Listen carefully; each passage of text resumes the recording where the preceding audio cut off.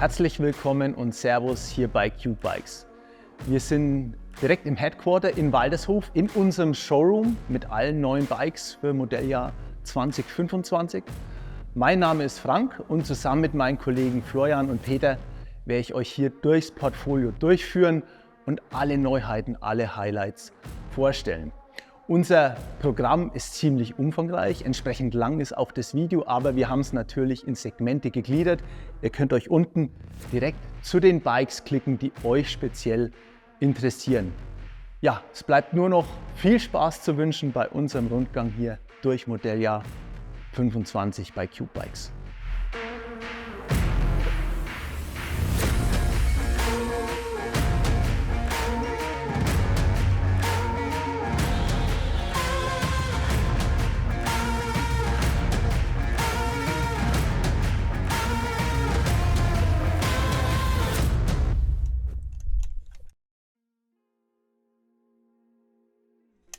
Wenn es zum puren Cross-Country Racing kommt, sind wir natürlich bei Cube bei der Phoenix Modellreihe angelangt. Phoenix ähnelt dem neuen Reaction, aber wir haben auch andere Features noch mit an Bord. Der Rahmen ist natürlich in einem C68X Layup. Wir sehen hier Modellvariante SLX für 5.399 €. Das Ganze ausgestattet mit RockShox SID Ultimate, also mit die leichteste Cross-Country-Federgabel, die überhaupt verfügbar ist. Das Ganze natürlich mit einem SRAM T-Type Transmission System. In dem Fall Funkschaltung mit XXSL-Kurbel, also die leichteste Kurbel, auch schmaler Q-Faktor, kombiniert mit X0 Schaltwerk hinten, 10 auf 52 Zähne. Das Ganze super leichtes Paket. Was wir bei dem Rahmen auch noch on top haben, es hat nicht nur die integrierte Zugführung des Phoenix, sondern es hat zusätzlich noch die Winkelverstellung. Ich kann also über das Drehen der Winkelschalen im Steuersatz, was ohne Werkzeug funktioniert, auch nochmal den Lenkwinkel und somit die Geo fein justieren, je nach Strecke, je nach persönlicher Vorliebe. Was wir natürlich auch an Bord haben, ist hier unser Cube-eigenes Phoenix Carbon Cockpit, also eine Lenkervorbaueinheit. Auch die Züge laufen hier ganz dezent integriert durch den Rahmen durch und hier SLX natürlich Carbonkurbel und auch Newman Carbon Laufräder. Als Topmodell dann nochmal für 6.999 das Modell SLT. Wir sind hier, es gibt in zwei Farbvarianten. Einmal wirklich dieses Liquid Lava, ganz dezent, ganz edel mit diesem Effektlack. Also man sieht es im Licht wunderbar, wie das schimmert. Und natürlich auch als, würde ich sagen, Team Replica, als Co-Sponsoring-Rad in der etablierten Teamline-Lackierung. Hier auch sehr auffällig die neue Fox 32 Stepcast Gabel mit dieser ausgefrästen, nach hinten versetzten Brücke. Die bringt Steifigkeit, die spart Gewicht, natürlich in der Factory Version auch ganz auffällig mit der Kashima Beschichtung, wie wir es kennen.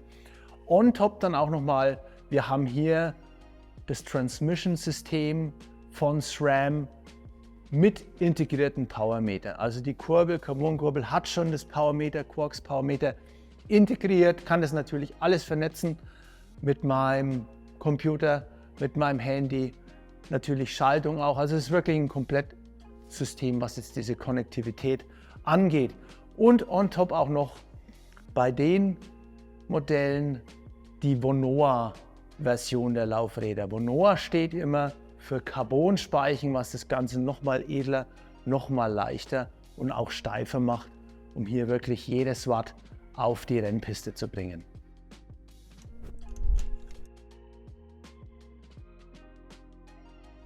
Wie schon an anderer Stelle erwähnt, ist die Namensgebung, die Klassifizierung für Modelljahr 2025 bei den Hardtails ein bisschen anders. Wo vorher mal CMPT-Linie war, auf diesem wichtigen Preispunkt hier ab 999 € haben wir jetzt Reaction. Reaction ist aus der ganzen Cube-Historie ein ganz starker Begriff und ja genau das spiegelt dieses Rad auch wieder. Wir starten beim Reaction Pro. Reaction Pro hat natürlich auch Luftfedergabel. Das Ganze hier RockShox Judy TKR. Ich kann das Ganze über Luft abstimmen. Ich kann es vom Lenker aus bedienen. Wir haben hier auch ganz etablierter Name natürlich Shimano XT 1x12 Schaltsystem. Das Ganze kombiniert mit der Shimano MT410 hydraulischen Bremsanlage.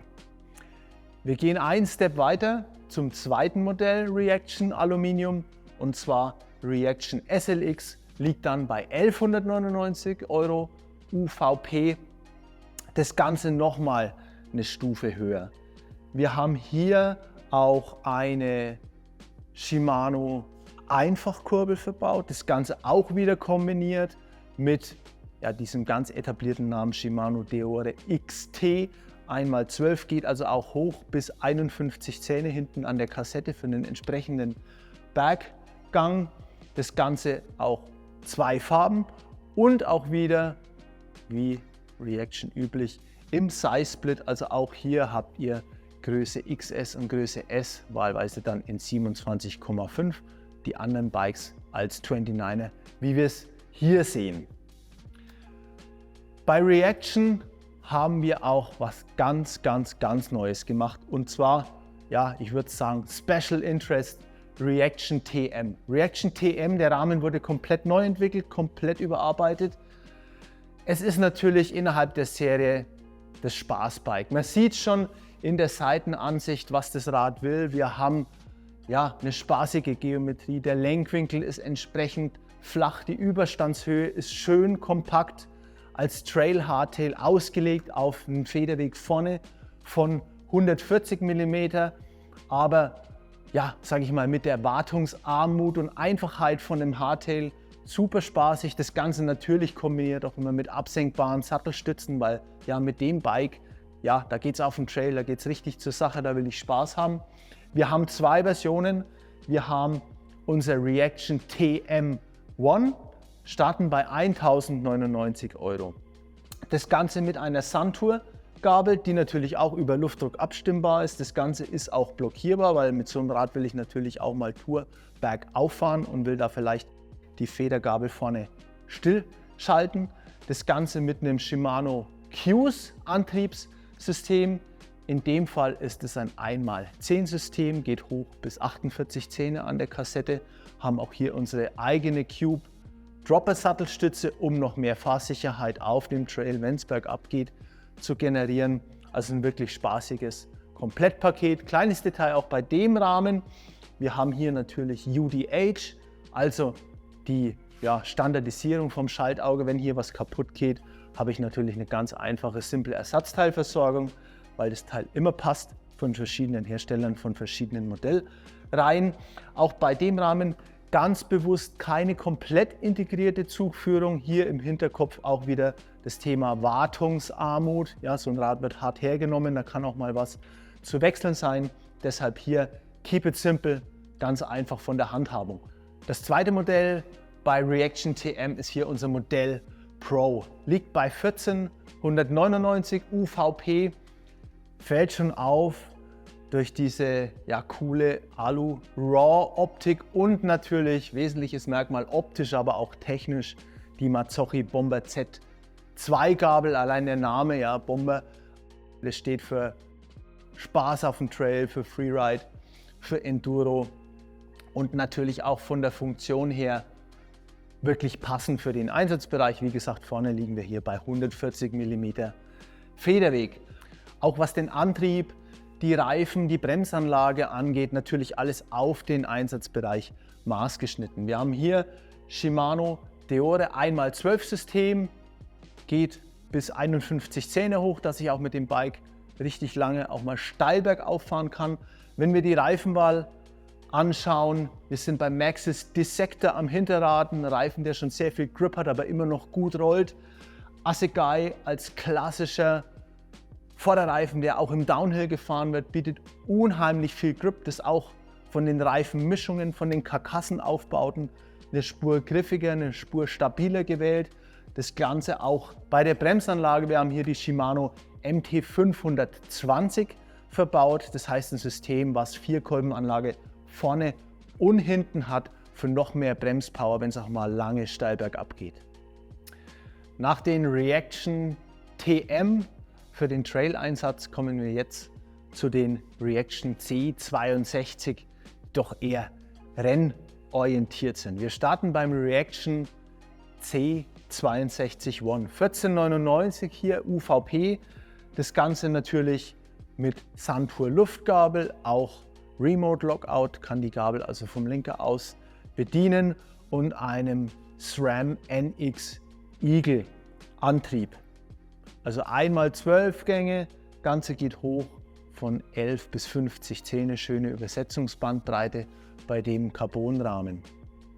Wir gehen weiter zum Reaction C62 Pro und hier schauen wir auch mal auf die Rahmendetails von diesem komplett neu entwickelten Rahmen. Er hat sehr viele Anleihen von der Phoenix-Serie, differenziert sich aber trotzdem. Er ist vom Layup natürlich anders, C62 Carbon, sehr leicht, trotzdem auf Komfort, auf Langstreckentauglichkeit ausgelegt, teilt sich aber Features wie zum Beispiel die komplett integrierte Zugführung. Also alle Kabel laufen hier schon ganz elegant durch den Steuersatz in den Rahmen rein.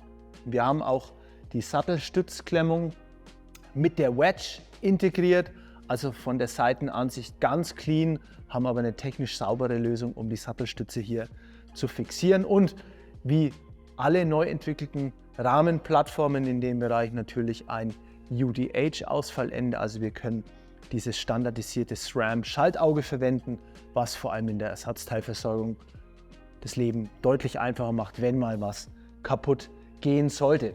Von der Ausstattung her für 1999, ja, RockShox SID, also ein wirklich ganz etablierter Name, was jetzt Cross-Country Federgabeln angeht. 100 mm vorne, natürlich auch Remote Lockout vom Lenker aus. Das Ganze hier mit einer Shimano XT 1x12 Schaltung, also von 10 bis 51 die Kassettenbandbreite und auch neue Newman Performance Laufräder. Als nächstes Modell unser C62 Race. Wir liegen hier bei 2.499, also nochmal 500 € Step dazwischen, aber auch nochmal eine ganze Schippe draufgelegt, was die Ausstattung angeht. Wirklich super Komplettpaket. Wir haben hier auch Shimano Deore an Bord, kombinieren das Ganze mit einer Praxis Girder Carbonkurbel, sehr leicht, sehr steif, wirklich elegant und ja, optisch am auffälligsten die brandneue Fox 32 Stepcast Gabel. Mit dieser Brücke hinten, auch mit den Ausfräsungen, es fällt sofort ins Auge, bringt aber auch technisch was. Wir haben eine erhöhte Gabelsteifigkeit bei geringerem Gewicht, also von der Performance noch eine Spur höher. Was hier auch neu ist, die Newman Beskar Laufräder. Beskar ist die Serie, die als Weiterentwicklung, als Nachfolger der Evolution SL Baureihe gilt, also das hochwertigste Aluminiumlaufrad, was in dem Bereich von Newman verfügbar ist. Das auch hier in der Light-Version, vorne und hinten auch so Details, dünnere Speichen, Laserspeichen mit 1,5 mm, um nochmal das Gewicht zu senken, ohne hier Einbußen in der Stabilität zu haben. Dann on top Reaction C62 SLX. Das Modell schaltet dann auch elektronisch. Wir haben hier SRAM Access Technologie an Bord, also ein Transmission System, ein ganz neues 1x12 System, leicht erkennbar auch durch dieses auffällige GX Transmission Schaltwerk, also genau die Technologie, die ohne ein Schaltauge auskommt, wo ich direkt das Schaltwerk an diese Rahmenschnittstelle anbiete. Unheimlich stabil, unheimlich präzise. Das Ganze komplett funkgesteuert, was die Schaltung angeht und auch nochmal eine höhere Übersetzungsbandbreite. Das Ganze geht hier von 10 bis 52 Zähne. UVP hier 2.999 in dem Gesamtpaket. Auch an Bord hier beim Reaction C62 SLX für 2.999 die Magura MT8 Bremsanlage mit entsprechenden leichten Rotoren, um eben dieses Komplettpaket von dem Bike unter 10 Kilo Gesamtgewicht zu bringen.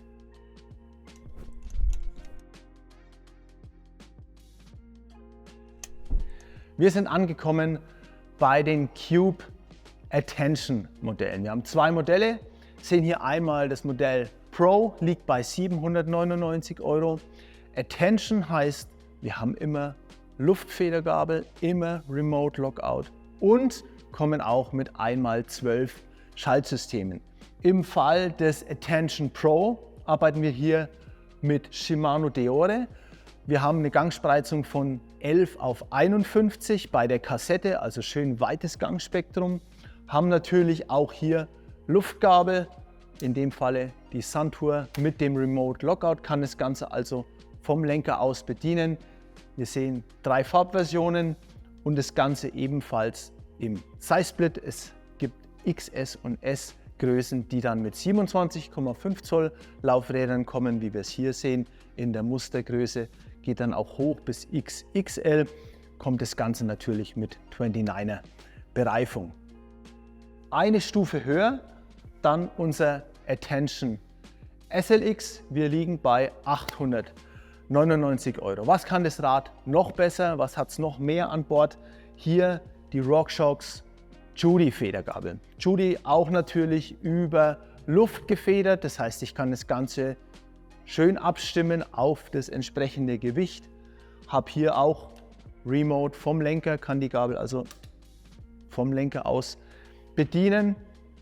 Während unser Attention Pro mit einem Shimano Schaltsystem kommt, sind wir hier bei einem SRAM Eagle Schaltsystem, auch 1x12. Spreizung ist ähnlich. Wir haben hier eine Kassette von 11 bis 50 Zähnen und auch wieder hier 3 Farbversionen. Das Ganze auch im Size-Split. Das heißt hier 29er, kleine Größen, weiterhin in 27,5 auch erhältlich.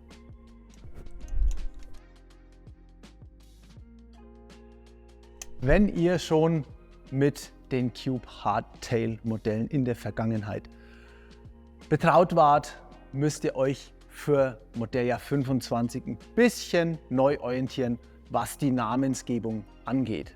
Wir waren immer gewohnt, die CMPT-Linie, die sich von Aim, Analog, Attention hin bis zu einem Acid zieht. Wir haben das Ganze etwas vereinfacht und übersichtlicher gemacht. Ganz einfach gesprochen, alle Hardtail-Modelle, die mit 8-fach, 9-fach, 10-fach und 11-fach Ausstattungen kommen, werden jetzt unter AIM zusammengefasst.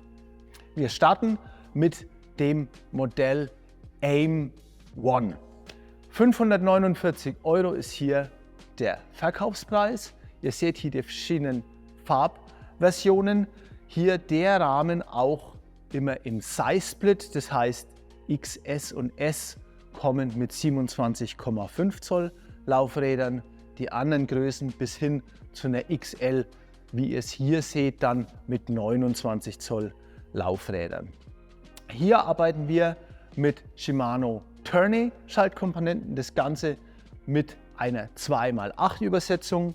Ja, Suntour Federgabel ist mit an Bord und natürlich ja entsprechend die Übersetzungsbandbreite hier ganz bewusst mit 2x8 Gang, eben um hier die Gänge abzubilden, wenn es mal steil bergauf geht, aber auch um Geschwindigkeit in der Ebene zu entwickeln, weil so Rad wird natürlich auch im Alltag genutzt. Das Ganze gibt es natürlich auch immer in der Allroad-Version. Was heißt Allroad? Allroad ist eine Art Vollausstattung, aber gewichtsoptimiert. Also hier kommen Kunststoffschutzbleche zum Einsatz. Wir haben Lichtanlage, Gepäckträger mit an Bord. Das Ganze für 679 hier beim Modell AIM One Allroad. Auch hier verschiedene Farboptionen und natürlich auch wieder den Size-Split. Kleine Größen kommen auch mit kleineren Laufrädern. Wir gehen weiter zum Modell AIM Pro. AIM Pro liegt dann bei 599 Euro. Hier gehen wir dann schon von einer 8-fach hoch auf eine 9-fach Übersetzung. 9-fach heißt dann im Bereich der Shimano Schaltgruppen immer Qs. Cues hier mit einer 1x9, aber woher kommt die Übersetzungsbandbreite? Die kommt natürlich durch eine weit gespreizte Kassette. Wir gehen hier von 11 bis 46 Zähnen, eben um auch alle Szenarien hier abbilden zu können. Noch ein Detail, was ab dem Modell AIM Pro alle weiteren AIMs zeigen. Wir haben den Tapered Steerer, also man sieht hier schön das konische Steuerrohr. Unten haben wir ein 1,5 Zoll Lager, was noch mehr Stabilität, mehr Lenkpräzision bringt bei den Bikes. Wir gehen weiter. AIM Pro, hier nochmal die zusätzlichen Farboptionen. Es gibt auch alle Farboptionen immer in den verschiedenen Rahmengrößen und gehen weiter. On top dann zum Modell AIM Race. AIM Race hat dann schon die Shimano Cues 10-fach Übersetzung. Hier ist die Spreizung von den Gängen noch ein bisschen höher. Es geht sogar von 11 auf 48 Zähne, also noch ein leichterer Berggang. Auch hier wieder verschiedene Farben und ihr habt hier auch schon immer die Gabel mit dem Lockout. Wenn ich bergauf fahren will, vielleicht mal den Wiegetritt gehe, kann ich sowas noch sperren. Das Ganze dann für 649 € in der Version, wie ihr es hier seht. Und das Ganze natürlich auch erhältlich in der Allroad-Version. Wir bleiben beim AIM Race, kommen jetzt aber zur Allroad-Version des Modells. Hier liegt der UVP bei 779 € und was wir sehen bzw. was wir nicht sehen bei der Allroad-Version sind die Anbindungspunkte, zum Beispiel hier vom Gepäckträger, vom Ständer. Ist alles wunderbar integriert, von innen verschraubt. Beim Ständer nutzen wir unsere FM, also Flat Mount Aufnahme, hat natürlich den Vorteil bei den Modellen, die keine Ausstattung direkt am Bike haben, sind diese Schnittstellen praktisch komplett unsichtbar. Dann vom AIM Race Allroad zum AIM SLX. AIM SLX geht dann von der Ausstattung schon auch auf ein Shimano 11-fach-System, 1x11, wieder Cues Schaltgruppe, jetzt mit 1150 Übersetzung hinten an der Kassette, also noch eine weitere Bandbreite. Und was das Modell auch noch on top hat, für 699 €, wir haben hier den Lockout direkt vom Lenker mit Remote-Fernbedienung für die Gabel, dass ich die eben, wenn ich bergauf fahre, noch ruhig stellen kann. Das Ganze hier in 3 Farbversionen. Auch beim AIM SLX alle 3 Farbversionen natürlich in allen Rahmengrößen verfügbar, heißt hier S und XS kommen bei dem Modell auch mit 27,5 Zoll Laufrädern. Und als Abschluss der AIM-Serie in der voll ausgestatteten Version SLX Allroad für 799 €. Das Ganze dann hier komplett mit Licht, mit Ständer, mit Gepäckträger, mit Schutzblechen und einer Shimano 1x11 Ausstattung dann 7.999 €. Das Ganze als Abschluss der AIM-Serie.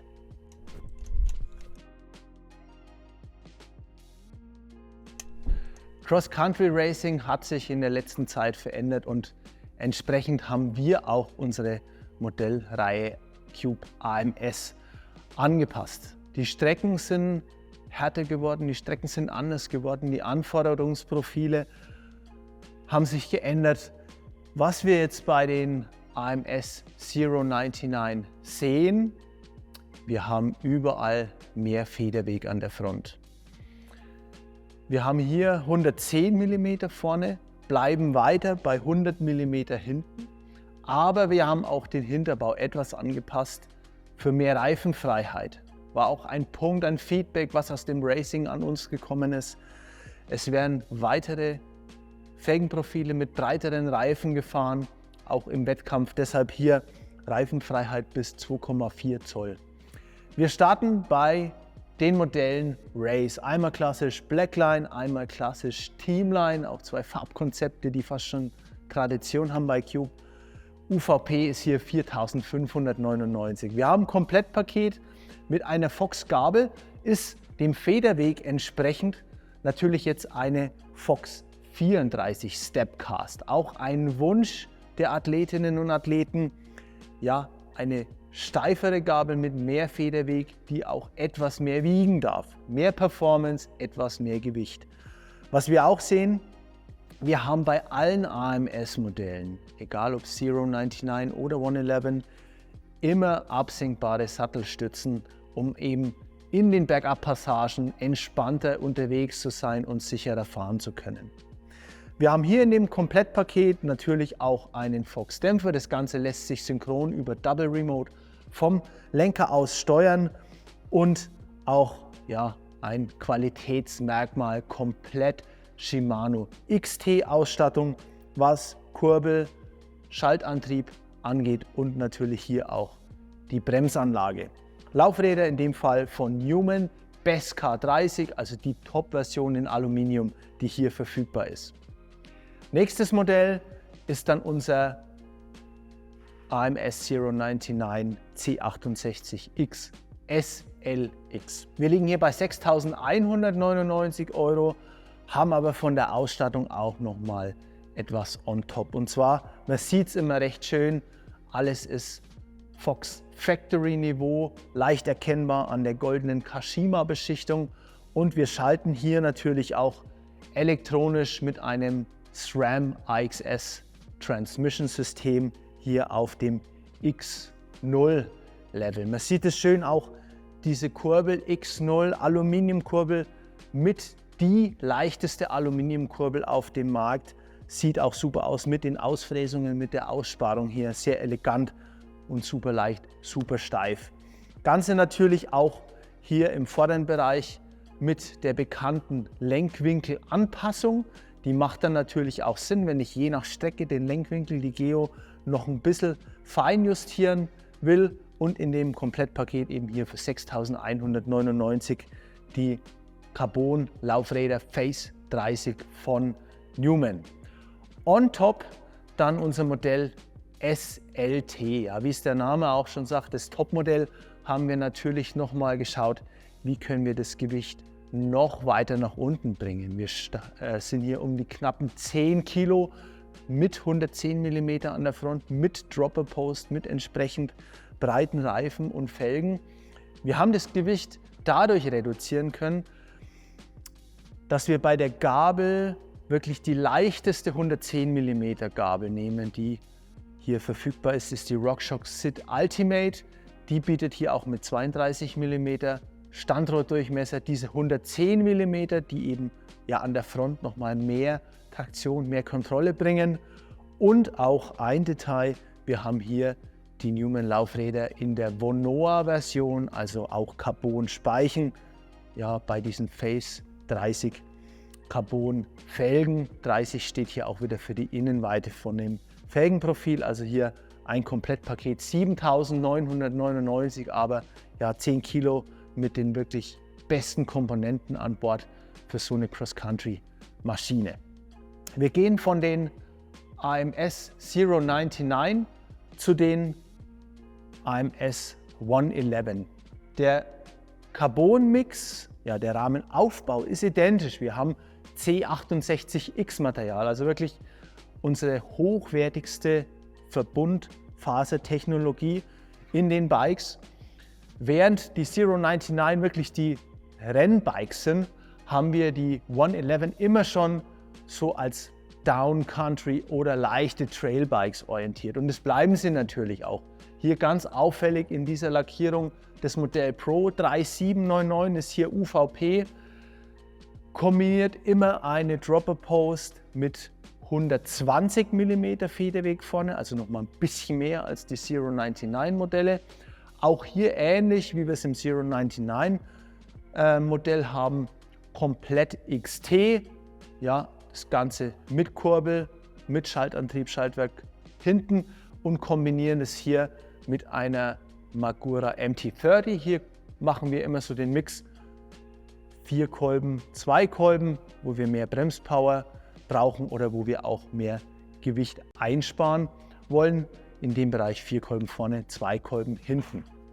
Geht dann weiter zum Modell TM. Auch diese klassische Farbgebung, ja, das Oliv, hat sich ja schon so eingeschliffen, immer dieser Wiedererkennungswert der TM-Modelle. Hier gehen wir dann noch mal eine Stufe nach oben, denn wir haben natürlich auch komplette SRAM AXS Funkschaltungstechnologie an Bord mit einem GX Transmission Schaltwerk kombiniert mit der ja bekannten und ja sehr optisch auffälligen X0-Kurbel, sehr leicht und auch sehr stylisch eben mit diesen CNC-Bearbeitungen beim Kurbelarm und kombinieren das Ganze natürlich mit Fox 34 Stepcast Factory, also die Top-Version der 34er Gabel. Hier natürlich der Remote nicht vorhanden am Lenker, denn sowas wird für den Trail-Einsatz eher am Dämpfer, an der Gabel gesteuert. Auch hier die neueste Dämpfergeneration Fox Float. Ja, ist ganz bewusst ein Zwei-Positionsdämpfer. Fox hat hier die interne Architektur nochmal angepasst, um die Funktion fast auf das Level von einem Dämpfer mit Ausgleichsbehälter zu bringen. Also Traktion, Kontrolle ist hier nochmal erhöht im Vergleich zu den Vorgängerversionen. Und auch was die Reifenauswahl angeht, hier beim TM, UVP liegt 5199 mit einem Maxxis Forecaster. Also hier geht man dann schon auf einen gröber profilierteren Reifen, der aber immer noch gut rollt, um eben im Trail bei sehr wenig Gewicht sehr viel Spaß zu generieren.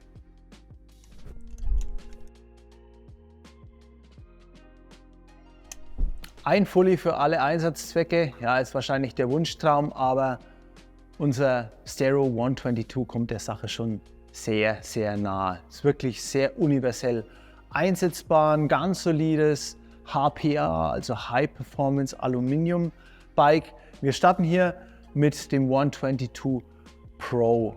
Der Rahmen ist altbekannt.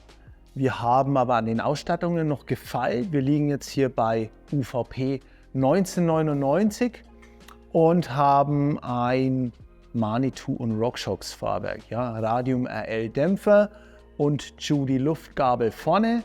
Wir haben 120 mm Federweg hinten, 130 sind es vorne, also noch ein bisschen mehr Kontrolle und Sicherheit vorne. 122 in Aluminium ist auch immer im Size Split erhältlich. Also wir haben hier eine XS Größe, die in 27,5 Zoll Bereifung kommt. Die Modelle, wie wir es hier haben, dann natürlich als 29er. Und beim Pro kombinieren wir das Ganze mit einem SRAM NX Eagle Antrieb, also eine 1x12 Schaltung. Das Ganze natürlich immer schon mit Dropper Post und auch neu für Modelljahr 25. Wir haben durch die Bank immer neue Newman Laufräder. In dem Fall von dem 122 Pro sind es hier die Performance 30. 30 steht hier auch wieder für die Innenweite. Da sind wir auch weitergegangen, eben dem Trend folgend, dass der Reifen einfach noch mehr Komfort und noch mehr Grip aufbaut. Zweites Modell, auch wieder in zwei Farben, ist dann 122 Race. 2499 ist hier der Ladenpreis und optischen Highlight finde ich hier das Race in der Farbversion mit diesem Raw Metal, also diese klare Aluminium-Optik, auch noch mit den eloxierten Teilen gepaart. Wir haben hier auch, was die Ausstattung angeht, für 2499 nochmal was oben drauf gelegt, denn was in der Vergangenheit noch nicht erhältlich war, wir haben hier ein komplett Fox-Fahrwerk in dem 120 mm Bike in Vollaluminium.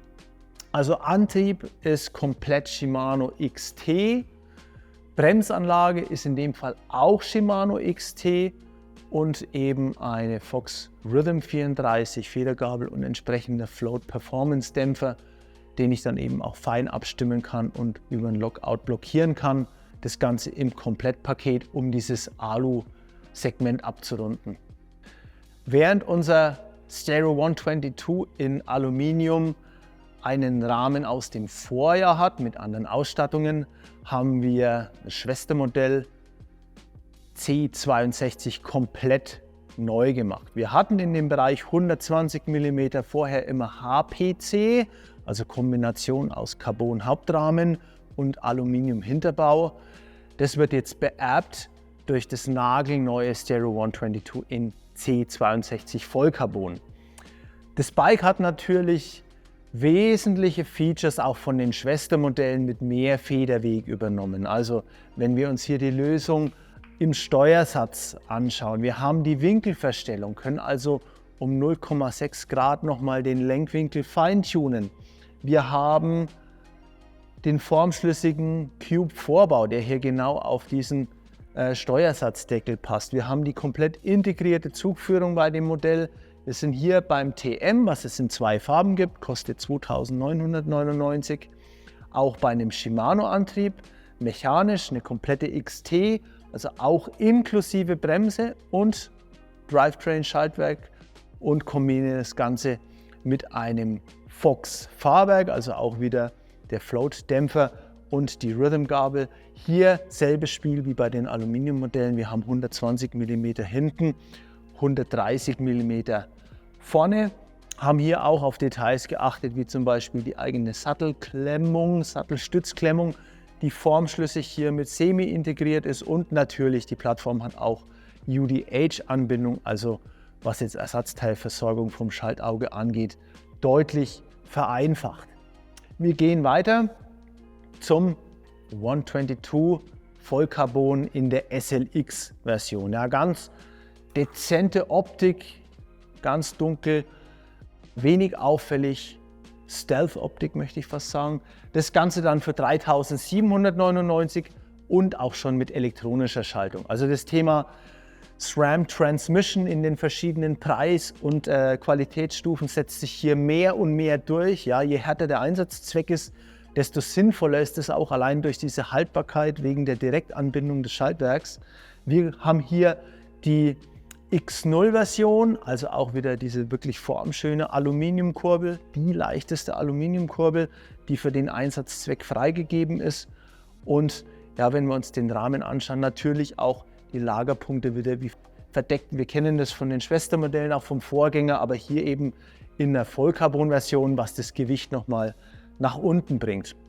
Laufräder hier auch wieder Newman Beskar, also die Top-Version in Aluminium, was Newman hier anbietet. Wir kombinieren das auch wieder oft mit der leichteren Version am Vorderrad, der etwas haltbareren, schwereren am Hinterrad für mehr Haltbarkeit eben. Da hat Newman ein gutes System entwickelt, was wir dem Einsatzzweck entsprechend hier spezifizieren bei den Bikes. Und Sahnehäubchen, ja auch farblich wirklich, kann man es als Sahnehäubchen titulieren, das SLT-Modell.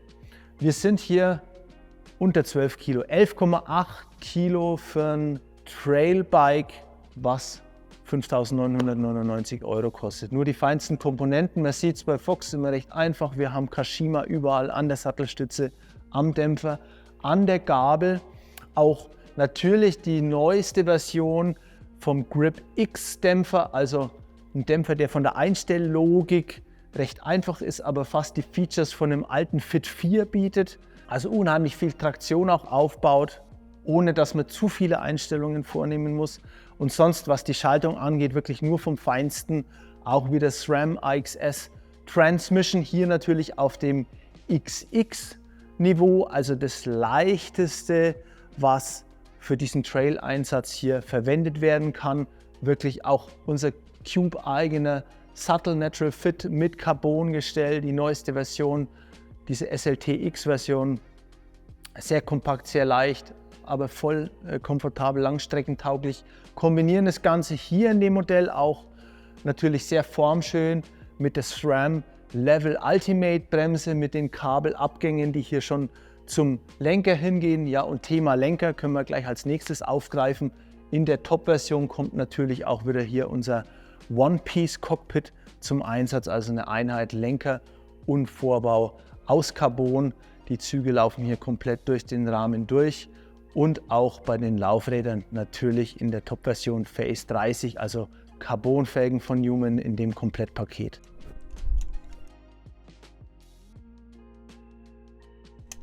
Für 2025 ist die 215-Serie klein, aber fein. Wir konzentrieren uns hier auf Aluminiummodelle. Wir haben immer den Carbon-Umlenkhebel an Bord. Wir haben ausschließlich 27,5 Zoll. Also hier Hauptfokus liegt auf Bikepark, ein spaßiges Rad. Was die Ausstattungen angeht, haben wir wirklich gefeilt. Die Räder haben deutlich hinzugewonnen. Wir starten mit dem Modell Pro für 2.999 €. Und im Vergleich zum Vorgänger haben wir wirklich Upgrades hier reingepackt. Wir haben ein komplettes Luftfahrwerk. Kein Stahlfeder, wo ich vielleicht die falsche Federhärte für mein Körpergewicht habe. Nein, alles lässt sich anpassen über den Luftdruck. Den brandneuen Vivid-Dämpfer von RockShox, auch immer noch zusätzliche Einstellmöglichkeit über diesen Hydraulic Bottom-Out, wo ich das Durchschlagsverhalten nochmal anpassen kann. Und vorne auch die nagelneue RockShox Boxer, auch eine Luftgabel, entsprechend leicht, entsprechend gut abstimmbar, ganz unabhängig, ob ich jetzt sehr leicht oder sehr schwer bin. Das ganze Paket hier natürlich mit einem SRAM 1x7 Antrieb, das ist eigentlich ja die Benchmark im Bereich Downhill, 7 Gänge reichen hier. Was die Laufräder angeht, auch ein Upgrade. Hier ist komplett Newman verbaut, also auch Performance 30 Laufräder, entsprechend stabil, trotzdem noch sinnvolles Gewicht, um das Ganze haltbar zu machen, aber eben ja bei rund 17 Kilo Gesamtgewicht zu bleiben. On top dann noch unser Modell Race, ist ein Preissprung auf 3.499 €, aber hier auch was Suspension vor allem angeht, ein deutliches Upgrade, denn wir sind hier bei Fox. Wir haben den Float X2 Luftdämpfer und wir haben die Fox 40 Luftgabel vorne. Wir kommen auch auf 16,6 Kilo Gesamtgewicht. In dem Paket haben natürlich hier auch schon die bessere Version der Reifen von Schwalbe, klassische Kombi, Big Betty hinten, Magic Mary vorne, also wirklich was im Bikepark auch taugt, was hält. Und nochmal eine Qualitätsstufe drüber, was die Laufräder angeht. Hier sind wir schon bei den Newman Best K30, also wirklich ein High-End Aluminiumfelge für dieses spaßige Komplettpaket. Gebremst wird das Ganze in beiden Fällen von Magura, entsprechend eben auch mit Vierkolbenanlage vorne und hinten, um hier eben für Sicherheit im Bikepark zu sorgen.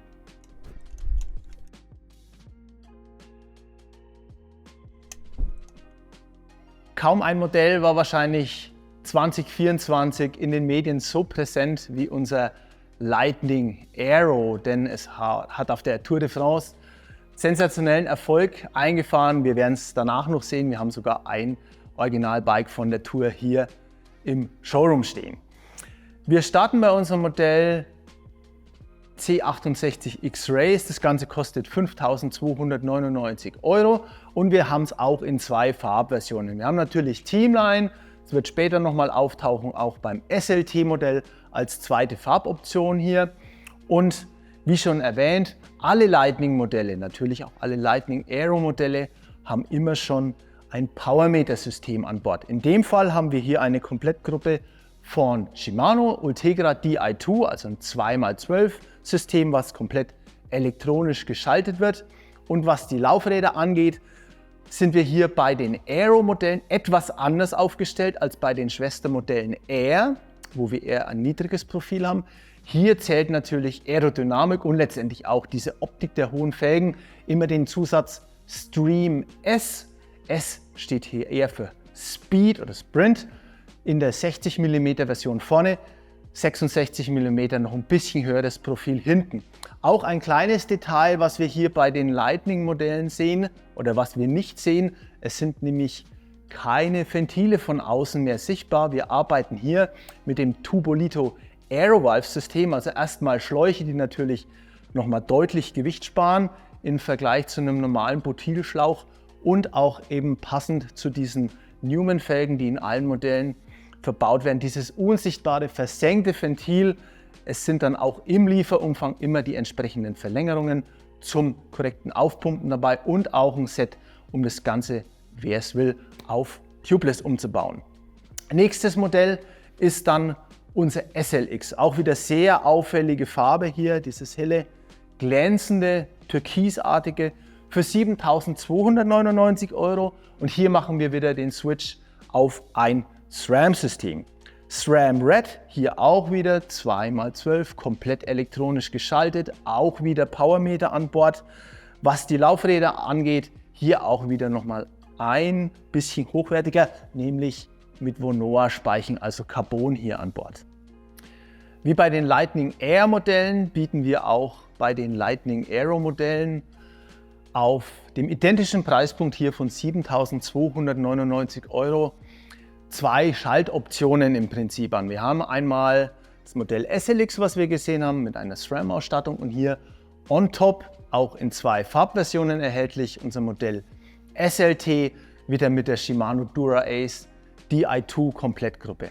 Alle anderen Komponenten sind natürlich identisch. Wir haben hier auch unser Cube-eigenes Cockpit aus Vollcarbon mit den integrierten Zügen. Wir haben die aerodynamische Stütze.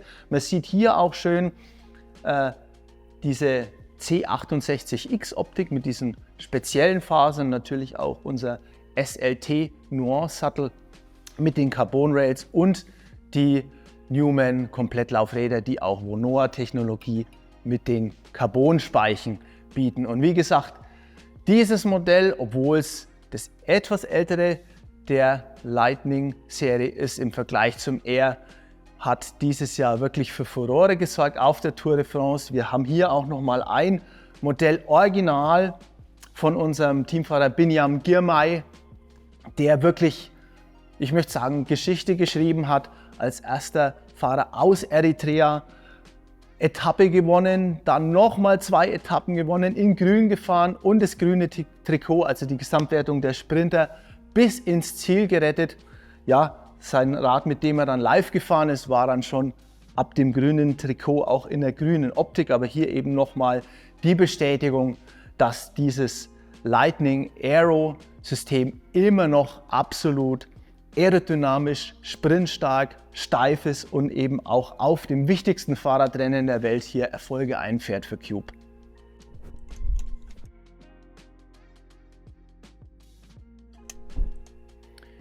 Die Lightning-Familie untergliedert sich auch in Modelljahr 25 weiterhin in 2 Untersparten.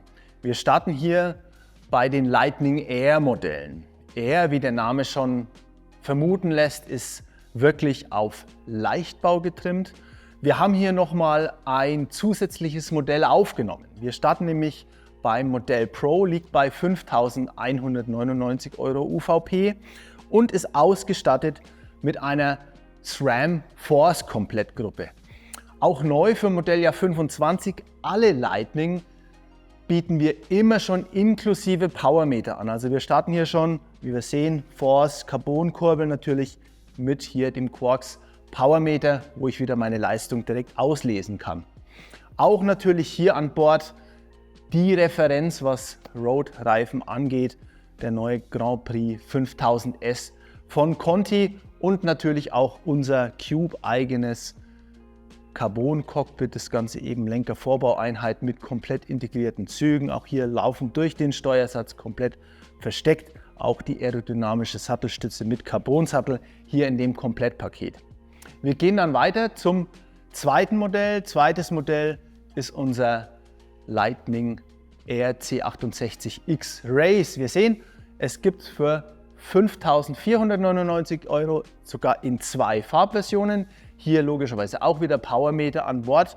Das Ganze hier mit einer Shimano Ultegra Di2 Komplettgruppe. Selbstredend, alle diese Bikes sind natürlich auch elektronisch geschaltet. Wir sehen hier auch, was die Laufradauswahl angeht, differenziert sich das Ganze zu den Schwestermodellen, die eher auf Aero ausgelegt sind. Auch eine neue Benennung bei den Newman Laufrädern, die natürlich hier wieder Stream heißt aus Carbon und C35, C38 die Kombi. C steht hier als Zusatz für Climb, also die Laufräder sind ganz bewusst vom Profil etwas kompakter, etwas schmäler gehalten von der Höhe her, aber natürlich extrem leicht.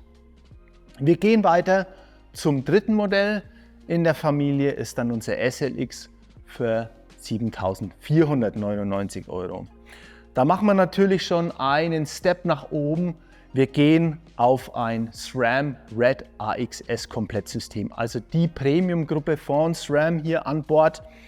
Wir kombinieren das Ganze auch nochmal mit der Top-Version der Laufräder, wieder der Zusatz Vonoa. Hier haben wir dann auch schon diese messerförmig geformten Carbonspeichen mit an Bord. Bei dem Modell liegen hier bei 6,6 Kilo an Gesamtgewicht. Was bei unserem Modell SLX, die SRAM Red AXS Komplettgruppe ist, zeigt sich hier beim preisgleichen Modell SLT mit der Shimano Dura-Ace Di2 Komplettgruppe. Also die zwei Top-Gruppen von den Schaltungsherstellern, deshalb auch hier der identische Preis, 7.499 Euro. Gewicht unterscheidet sich minimal, hier wahrscheinlich auch durch die etwas spartanischere Lackierung, die aber unter Lichtanfall wirklich einen tollen Effekt bietet. Ansonsten natürlich die Komponenten baugleich. Wir haben unser Carbon-Cockpit an Bord, die aerodynamische Carbon-Sattelstütze, unseren eigenen Cube-Sattel mit den Carbon-Rails und natürlich auch in dem Komplettpaket die Newman-Laufräder mit Vonoa-Technologie, also hier auch schon Carbonspeichen mit verbaut.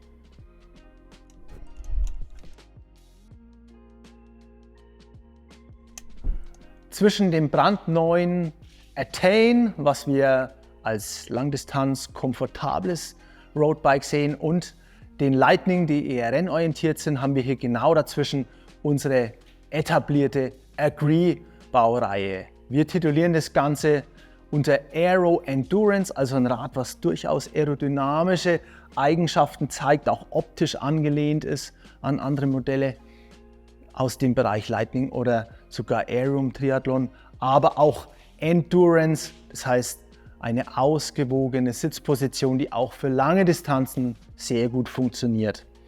Die komplette Serie wird elektronisch geschaltet, ähnlich wie zum Beispiel eine Lightning-Baureihe ebenso. Und wir starten beim Modell Agree C62 One schon bei 2.799 Euro und liegen hier schon unter 9 Kilo Gesamtgewicht. Wir haben eine elektronische Di2 105er von Shimano verbaut, also 2x12. Das Ganze schon mit einem Newman Aluminium Laufradsatz. Wir gehen weiter zum Modell Pro. Pro liegt bei 3.299 Euro. Pro hat auch zwei Farbversionen, auch vor dem Hintergrund. Dieses Modell bieten wir zum Beispiel bis 47 cm nach unten an.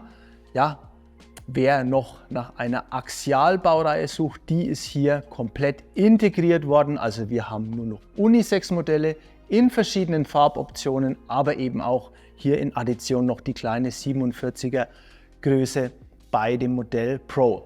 Wenn wir uns die Ausstattung anschauen, wir sind hier auch bei Shimano, auch bei Elektronik, aber statt 105 gehen wir hier eine Stufe hoch zur Ultegra, und wo wir auch noch eine Stufe nach oben gehen, wir haben hier natürlich schon Newman Carbon Laufräder mit an Bord, Advanced A50, also schon Carbon mit 50 mm Profilhöhe. Nächstes Modell, ebenfalls elektronisch geschaltet, ebenfalls mit Shimano Ultegra, ist dann unser Modell Race. Wir haben ähnliche Schalttechnologie an Bord. Wir haben hier aber auch, was die Laufräder angeht, nochmal eine Stufe höher. Wir sind hier bei Stream in der Version A54 und vorne A49. A steht hier für Allround, ist so, sage ich mal, die goldene Mitte zwischen den ganz hochprofiligen Speed-Sprint-Versionen und den eher leichten mit dem tiefen Profil aus dem Climb-Bereich. Hier eben, wie gesagt, auch schon unser Carbon-Cockpit an Bord. Das differenziert es auch nochmal zu den anderen Modellen. Wie gesagt, 3.699 Euro hier in dieser tollen Farbversion bei unserem Agree Race. Das nächste Modell gibt es wieder in zwei Farboptionen, heißt, es gibt es auch wieder mit dieser zusätzlichen 47er Größe nach unten hin. Auch hier eine ganz tolle Farbe, unser Pigeon Blue in Art, was in anderen Cube-Modellen für Modelljahr 25 auch wieder zu sehen ist, egal ob im Hybridbereich, im Mountainbike-Bereich. Modell SLX liegt hier bei 3.999 €. Hier haben wir dann statt Shimano SRAM-Ausstattung an Bord. Wir haben die SRAM Force AXS-Gruppe, also auch komplett Funkschaltung, drahtlose Technologie, auch 2x12 und obligatorisch natürlich alle Modelle mit einem hydraulischen Disc Brake System ausgestattet. Hier auch zum Beispiel, kleines Detail, bei SRAM Force verwenden wir natürlich auch schon eine Carbonkurbel. Die Agree C62 Familie wird dann abgeschlossen mit dem Topmodell SLT, liegen hier bei 4.999 € und was die Ausstattung angeht, hier wirklich ins oberste Regal gegriffen bei Shimano. Wir haben Dura Ace Komplettgruppe mit 2x12 Di2-Technologie, also natürlich auch elektronisch geschaltetes Ganze. Und wir sehen auch hier bei den Laufrädern die neuen Newman Stream in der A49, A54 Version, also ein bisschen kleinerer Querschnitt vorne, aerodynamischer, etwas größer am Hinterrad und was wir hier auch sehen, diese komplett integrierten Tubolito Aerovalve Ventile, die eben optisch, aber auch aerodynamisch nochmal das Sahnehäubchen hier in der Agree Bauserie oben drauf setzen.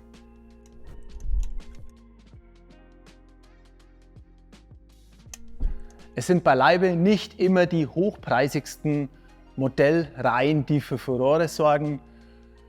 Für Modelljahr 25 ist unser Highlight hier wirklich komplett neu, die Attain Palette. Attain in Aluminium, Attain in Carbon, beides ist komplett von Grunde auf neu entwickelt worden. Und man kann mit Fug und Recht sagen, wir haben noch nie einem Aluminiumrahmen so viel Detailliebe zukommen lassen wie dem Attain HPA. Wir kennen aus anderen Modellreihen Smooth Welding, also doppelte, glatte Schweißnähte. Hier gehen wir definitiv noch eine Stufe höher. Wir verleihen dem Ganzen eine Carbon-Optik. Wenn wir hier den Steuerrohrknotenbereich anschauen, wenn wir den Sitzknoten anschauen, es ist äußerlich von einem Vollcarbon-Rahmen nicht mehr zu unterscheiden.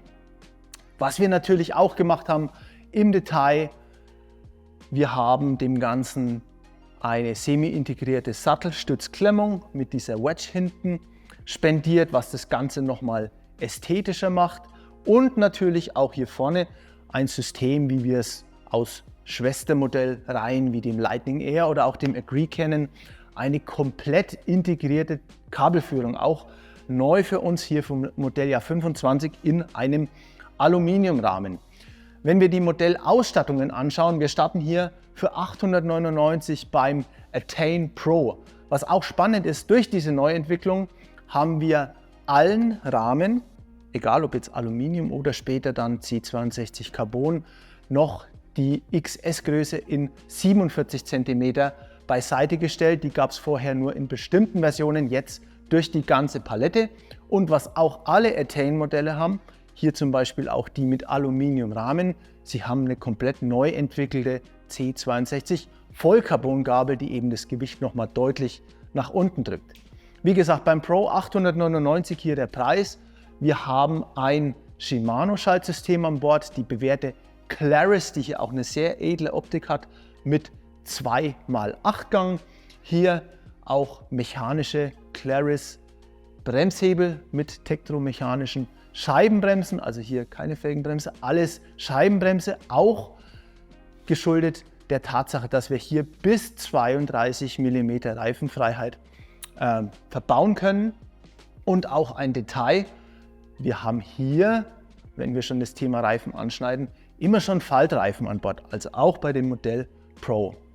Wir gehen weiter, eine Stufe Attain Race, auch hier in 2 Farben erhältlich, ebenfalls die C62 Vollcarbon-Gabel schon mit dabei. Hier gehen wir dann auf die Shimano Tiagra 2x10. Tiagra heißt in dem Sinne auch, wir haben hier schon ein hydraulisches Bremssystem, also keine mechanische Disc, sondern hydraulisch. Auch die Conti-Reifen, die hier mit an Bord sind, Kevlar-Faltreifen und das Ganze eben für 1199 schon mit Shimano Tiagra Ausstattung. Wir kommen dann zum dritten Modell dieser Aluminium-Baureihe, unser Modell Attain SLX. Auch ein Detail, was alle Modelle dieser Familie haben. Wir sehen es hier, haben nochmal 2 Rivets unter dem Oberrohr. Wenn wir uns die Ausstattung anschauen, wir liegen hier UVP 1399, sind wir bei der Shimano 105 in dem 2x12 Setup, also Shimano 105 wirklich als Indikator für Qualität, für Schaltpräzision, rundet diese HPA-Serie mit dem Aluminiumrahmen nach oben ab. Wir kommen dann zum Carbon. Carbon heißt zukünftig beim Attain C62, also wir haben eine ähnliche Fasermischung, wie wir es zum Beispiel auch in dem Schwestermodell Agree verwenden. Wir starten hier bei 1.699 €, auch in 2 Farbversionen beim Modell C62 Race. Wie schon vorher erwähnt, die Carbon-Modelle haben sogar nochmal etwas mehr Reifenfreiheit. Wir gehen hier bis 34 mm, die möglich sind. Und natürlich auch hier durch die ganze Palette Faltreifen, Kevlarreifen von Continental verbaut. Die Ausstattung ähnelt hier auch dem letzten HPA-Modell. Wir sind komplett bei einer 105er von Shimano, mechanisches 2x12 System. Das Ganze dann bei einem Gewicht, was schon nur knapp über 9 Kilo in Summe liegt. Natürlich auch geschuldet der Vollcarbon-Gabel, die hier zum Einsatz kommt, ganz klar.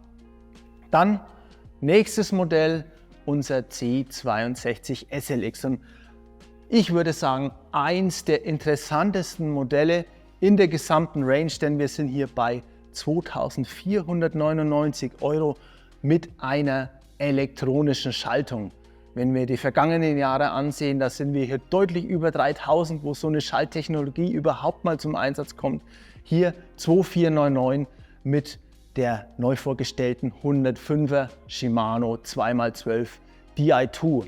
Ansonsten natürlich auch alle Komponenten an Bord mit unserem eigenen Vorbau, der hier die Züge schön in den Rahmen führt. Das Ganze, wie gesagt, in 2 Farben erhältlich. Und ein zweites Highlight innerhalb der Serie nochmal, die an sich schon ein Highlight darstellt, unser SLD für 2.999 €. Hier legen wir definitiv nochmal eine Schippe drauf. Wir haben auch Shimano Di2 Schalttechnologie, nochmal eine Stufe höher, denn wir sehen hier Shimano Ultegra komplett. Und was das Modell natürlich auch noch auszeichnet, fast schon unglaublich für den UVP, wir haben hier Newman Advanced Carbon Laufräder mit an Bord, kommen hier eben innerhalb dieser Attain Baureihe schon auf ein Gewicht von unter 8 Kilo und wie gesagt, diese Modelle hier auch durch die Bank immer erhältlich von Größe 47 bis hoch zur Größe 62, also von klein bis groß. Attain passt für alle.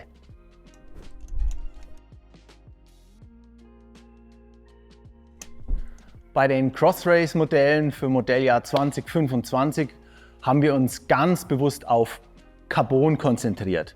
Wir haben die Modelle in C62 Carbon, auch in C68X und wir starten hier beim Modell C62 Pro für 2.499 €.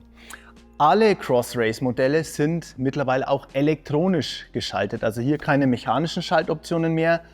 Wir starten schon mit der Shimano 105 Di2-Version, also auch ein 2x12 System, was komplett über Elektronik geschaltet wird. Wir kombinieren das Ganze auch mit einer Rotorkurbel hier, die diese ganz spezifische Querfeldeinübersetzung von 36/46 bietet. Die wird hier meistens bevorzugt, eben um einen engen Gangschluss zu haben.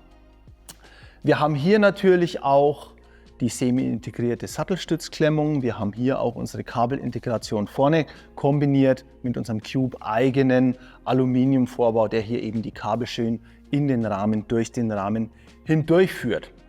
Wir gehen weiter und haben eigentlich nur einen recht kleinen Preissprung, 2.599 beim Modell Race, aber wir haben hier eben die Option einmal Shimano Zweifachübersetzung. Hier haben wir das Ganze SRAM Einfachübersetzung. Wir arbeiten hier mit der SRAM Rival One, natürlich auch in der AXS-Version, also elektronisch, komplett funkgestaltet.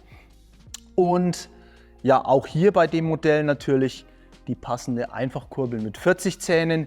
Hinten gehen wir hoch bis 36, eben querfeldein spezifisch auch diese engen Gangsprünge, auch durchaus für den Wettbewerbseinsatz natürlich. Dann Nummer 3, was wir anbieten in unserem C62 Layup, also immer 62% Fasegehalt in der Mischung hier im Carbon. Für 3.299 unser Modell SLX. SLX ist dann wieder ein Shimano-Rad. Wir kombinieren hier die elektronische Ultegra, die bei der Kurbel auch wieder die Abstufung von 36, 46 Zähnen hat, mit einem GRX Di2 Schaltwerk, was natürlich als Benefit noch hier diese Kupplung bietet, die das Kettenschlagen im harten Einsatz im Gelände beim Querfeldein auch reduzieren kann. Was hat es noch on top?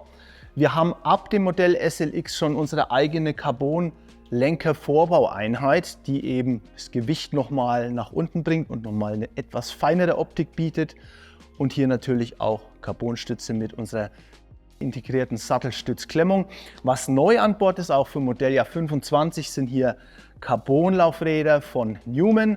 Wir haben die Advanced G34 Laufräder, die eben auch spezielle Narben haben, die Straight Pull mit normalen J-Band-Speichen kombinieren und eben vom Profil her, vom Querschnitt so sind, dass diese Reifen, die ja hier UCI limitiert sind, von der Breite auch eben schönes Volumen haben. Wenn wir dann weitergehen zum Modell Team Edition TE, haben wir einen Preissprung von 1.000 Euro, 4.299 kostet das Modell oder beziehungsweise die Modelle, denn auch neu für Modelljahr 25. Wir bieten das Ganze in 2 Farboptionen an. Einmal eher diese klassische, ans Team angeheftete Version in diesem Wanty Tormans Design, ganz auffällig auch mit den neongelben Akzenten. Und hier, was sich auch in die andere Cube-Linie, sei es jetzt Rennrad oder Mountainbike, noch eingliedert, unser bekanntes Teamline-Design. Wie unterscheiden sich die Räder? Die haben natürlich auch C68X Layup und wir haben hier auch nochmal andere Laufräder, auch aus dem Portfolio von Newman. Hier die Advanced SL, also nochmal on top, Advanced Superlight XR36 Laufräder, und man sieht auch von der Reifenwahl, hier arbeiten wir natürlich mit Faltreifen von Schwalbe, die nochmal eine Spur sportiver und auf Speed getrimmt sind. On top kommen wir dann noch zu unserem Spitzenmodell Cross-Race C68X SLT. Das Ganze für 6.499 Euro, hat natürlich auch unser High-End-Layup mit 68% Fasergehalt. Und wir haben das Ganze ausgestattet mit der SRAM Red AXS Gruppe. Hier ganz bewusst die 1x12 Version, um hinten diese engen Gangsprünge zu haben. Wir haben natürlich auch hier unser Carbon Cockpit, Carbon Sattelstütze mit unserem Nuance SLT X Sattel, auch mit den Carbon Rails, und das Ganze auch kombiniert mit einem Powermeter in der Kurbel. Kann das Ganze also schon auch vernetzen mit meinem Handy oder mit meinem Computer, den ich auf dem Rad fahre, und immer die Wattanzeige auslesen. Wir haben hier auch nochmal als Sahnehäubchen, was die Laufräder angeht, von den Advanced SLX R36 die Vonoa-Version. Vonoa steht hier für die Carbonspeichen, also sowohl Felge als auch Speichen sind hier aus Kohlefaser gefertigt und bringt das ganze Topmodell hier auf ein Gewicht von nur 6,9 Kilo, was unsere Cross-Race-Palette nach oben hin schön abrundet.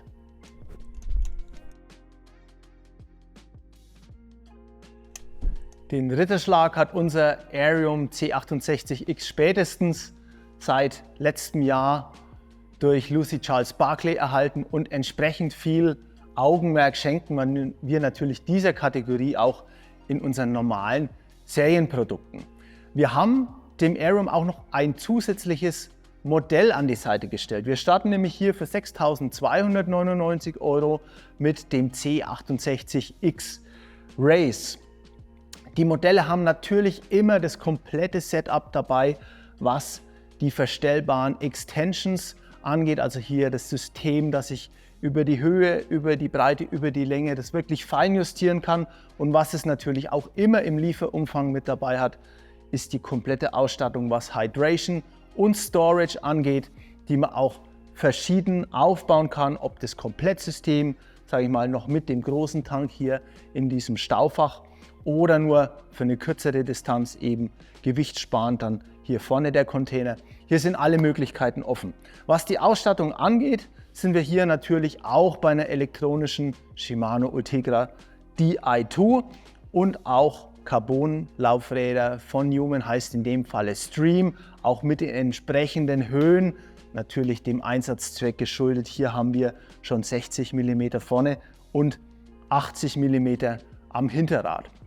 Es geht dann weiter für 7.899 € unser Modell SLX und SLT, auch hier in der zweiten Farbversion, dann für 8.999 €.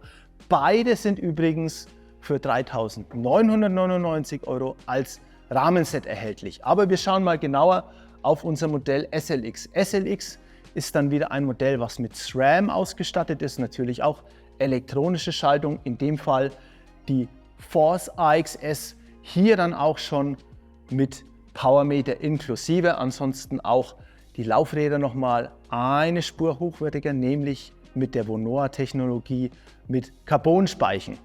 Wie gesagt, beide Farben sind als Frameset erhältlich. Wir schauen hier nochmal auf das Komplettrad. Beim SLT wieder ähnliches Spiel, wie wir es auch zum Beispiel aus Lightning-Baureihen kennen. Hier nochmal die Dura Ace, natürlich auch mit Powermeter, also dann ein System von Shimano.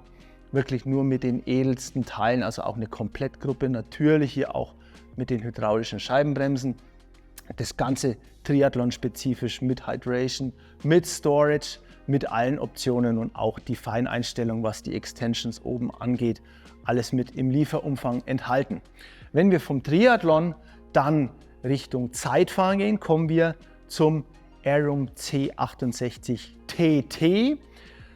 Das Modell hier UCI-konform, anders als die anderen Aerum-Modelle, die auf Triathlon maßgeschnitten sind. Hier die Zeitfahrversion eben mit Lizenz, mit UCI-Siegel. Das Ganze als Rahmenset erhältlich, hat natürlich weniger Möglichkeiten hier, was die Hydration angeht, aber für den Einsatzzweck auch nicht zwingend erforderlich. Dafür das Ganze eben 3.499 € als C68 Frameset für den Bereich Zeitfahren TT.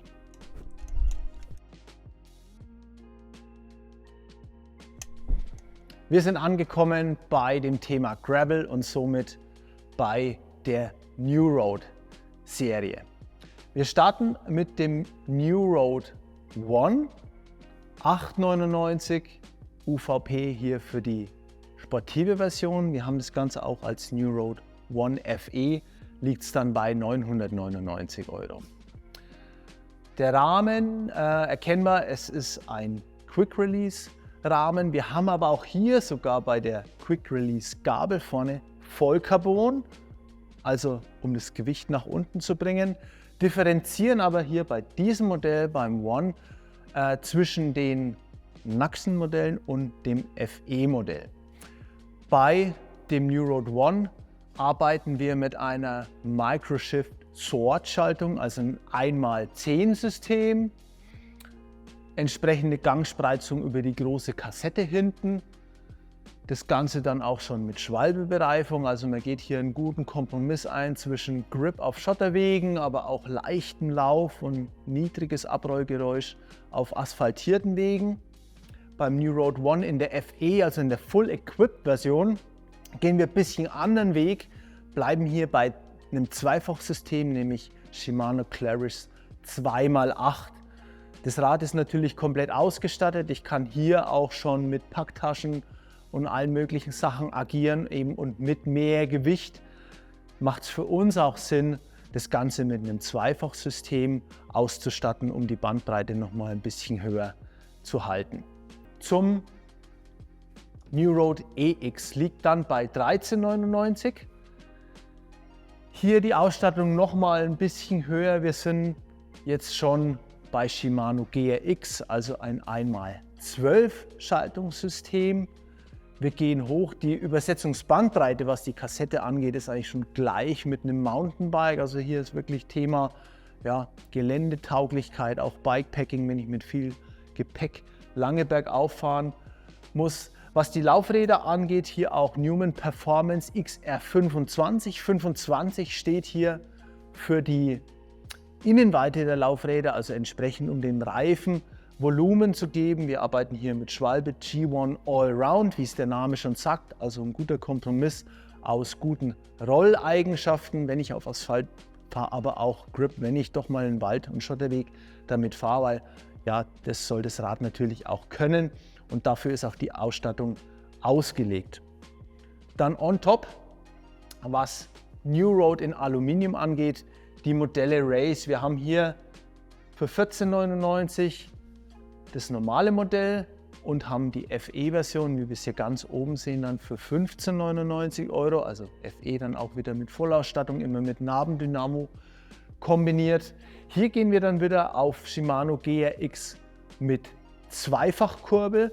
Die Kurbeln sind hier auch ein bisschen anders abgestuft als zum Beispiel in einem Rennrad. Man geht hier auf 30, 46, um einen schönen Sprung zu haben, einen leichten Berggang, aber auch in der Ebene entsprechend Geschwindigkeit aufbauen zu können und so eben ein rundes Paket von Einstiegsmodell bis hier zum New Road Race FE, die ganze Palette in Aluminium, was Gravel angeht. Ihr seht im Hintergrund die New Road Aluminium Modelle. Wir wenden uns jetzt aber den Schwestermodellen in Carbon in C62 zu. Ja, nach 4 Jahren geht Gravel in Carbon in die zweite Generation. Das New Road C62 ist komplett neu gemacht worden. Wir haben in der Zeit viel gelernt. Gravel hat sich entwickelt. Wir haben aber auch intern Lösungen, was jetzt Integration angeht, aus dem Bereich Rennrad, aus dem Bereich Mountainbike mit hinzugelernt, die jetzt in dieses neue Bike mit einfließen. Wir haben weiterhin ein C62 Vollcarbon Rahmengewicht ist eigentlich nur knapp über 1 Kilo. Das Ganze auch wieder kombiniert mit einer Vollcarbon Gabel. Wir starten hier beim Modell C62 One. 1999 UVP und schon Komplettpaket, was deutlich unter 10 Kilo ist. Wenn wir uns die Ausstattung anschauen, wir sind hier bei einer Shimano GRX einfach, also haben ein 1x12 System an Bord und auch die Details am Rahmen, die sich geändert haben im Vergleich zum Vorgänger. Wir haben hier noch eine schönere Integration mit der Sattelstützklemmung, auch mit diesem Cover. Das Ganze gibt dem eine dynamische Form. Wir haben eine komplette Kabelintegration vorne, wie wir es auch aus anderen Modellreihen aus dem Bereich Cross Race oder Rennrad dann auch beim Agree oder Lightning Air kennen. Auch die Teile sind untereinander immer tauschbar. Dann besondere Features. Wir haben hier noch zusätzliche Rivets, um eine eigene Tasche anzubauen. Wir werden sehen, in manchen Ausstattungsversionen ist die dann immer schon im Lieferumfang enthalten, lässt sich aber immer noch nachrüsten, um hier vielleicht Schlüssel, Handy, Energieriegel oder was auch immer noch mitzunehmen. Eben die Version One für 19,99 €. Hier die 2 Farbversionen, auch schon mit Newman Laufradsatz. Ja, nächstes Modell C62 Pro. Wir sind hier bei 2.499 € und hier geht es auch weiter mit Newman, aber schon in Carbon. Newman hat auch nochmal neue Laufradsätze in Carbon, verschiedene Qualitäten, verschiedene Optiken, Innenweiten entwickelt, ganz speziell für dieses Thema Gravel.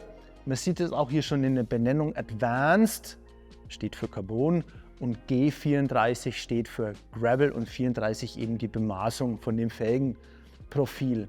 Ein Detail, was jetzt auch bei allen New Road C62 zum Einsatz kommt, sind spezielle Gravel-Lenker. Wir haben das auch zusammen mit Newman entwickelt.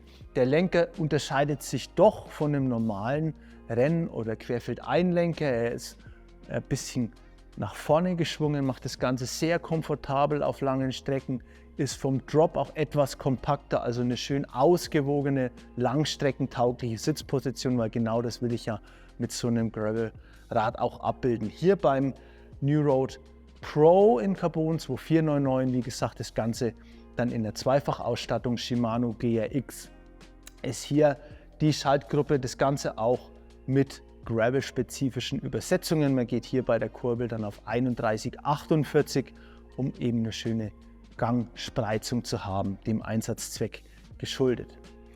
Dann noch eine Stufe höher, auch hier in einer ganz auffälligen Farbversion. Und man sieht es oben, das Modell EX. Hier haben wir dann die Tasche auch im Lieferumfang immer schon mit dabei. Das Ganze für 2.999, 2 Farbversionen. Und hier gehen wir dann schon von einem mechanischen Schaltsystem auf ein elektronisches, also komplett kabellos. Das Ganze mit SRAM Rival AXS kombiniert. Das ist ja ein bisschen eine Hybridlösung. Man geht auf Schaltkomponenten, die natürlich für einen Rennlenker entwickelt sind und kombiniert es dann hinten mit Kassette und Schaltwerk, die eigentlich aus dem Mountainbike-Bereich kommen, und kann eben so auch die Übersetzungen abbilden, die für das Rad nötig sind. Hier auch nochmal gut sichtbar die neuen Laufräder aus Carbon von Newman, ganz speziell für diesen Einsatzbereich. Generell die neuen C62 Rahmen im New Road haben wir auch von der Reifenfreiheit nochmal erweitert. Wir können jetzt ohne Schutzbleche bis 50 mm verbauen. In Kombination mit Schutzblechen können wir bis 45 mm gehen, denn alle diese Carbonrahmen lassen sich auch ausstatten zu einem Allroad oder Full-Equipped Rad. Alle Anbindungspunkte, die wir zum Beispiel aus den Schwestermodellen aus Aluminium kennen, mit der Vollausstattung sind hier auch vorhanden. Ich kann mir so ein Rad, also auch wenn ich das will, mit Schutzblechen, mit Gepäckträger, sogar mit Ständer aufrüsten, ohne dass ich jetzt in diesem Zustand was davon sehe, weil alle Anbindungspunkte schön versteckt sind. Wir kommen vom New Road C62EX zum nächsten Modell, New Road C62 Race. Und wie es der Name schon sagt, ist es innerhalb der Modellfamilie dann schon ein eher rennorientiertes, geschwindigkeitsorientiertes Bike. Man sieht es schon zum Beispiel auch an der Reifenauswahl. Wir gehen hier auf den Schwalbe G1 in der etwas glatteren Ausführung, also auch nur in 40 mm, während die anderen Modelle dann hoch bis 45 mm Reifenbreite gehen. Das Ganze also recht auf Speed orientiert. Wir schalten hier auch elektronisch, in dem Fall aber nicht von SRAM, sondern von Shimano, die neue GRX Di2, auch in der Zweifach-Version. Das Ganze eben auch hier von den Schalteinheiten bis hinten dann komplett kabellos. Alle anderen Kabel hier, Bremsleitungen in dem Fall, mehr bleibt nicht, gehen durch den Rahmen durch dieses komplett integrierte Zugverlegungssystem. Hier auch die Laufräder nochmal eine Spur höher. Wir liegen hier bei 3499 UVP. Da sind wir dann schon bei Advanced SL, also nochmal die Superleicht-Version von der Carbonfelge mit den XR36. 36 steht dann hier auch eben für das Profil der Felge, auch eine Neuentwicklung in Zusammenarbeit mit Newman. Dann eine Stufe noch nach oben, New Road C62 SLX. SLX ist dann wieder ein Rad mit SRAM-Schaltausstattung. Man sieht es ja ganz präsent hier mit einer Transmission T-Type-Anbindung. Also wir arbeiten hier ohne Schaltauge. Schaltwerk ist direkt an dieses Rahmeninterface verschraubt. Sehr präzise, sehr stabil auch, wirklich hohe Belastungen, was das ganze System aushalten kann.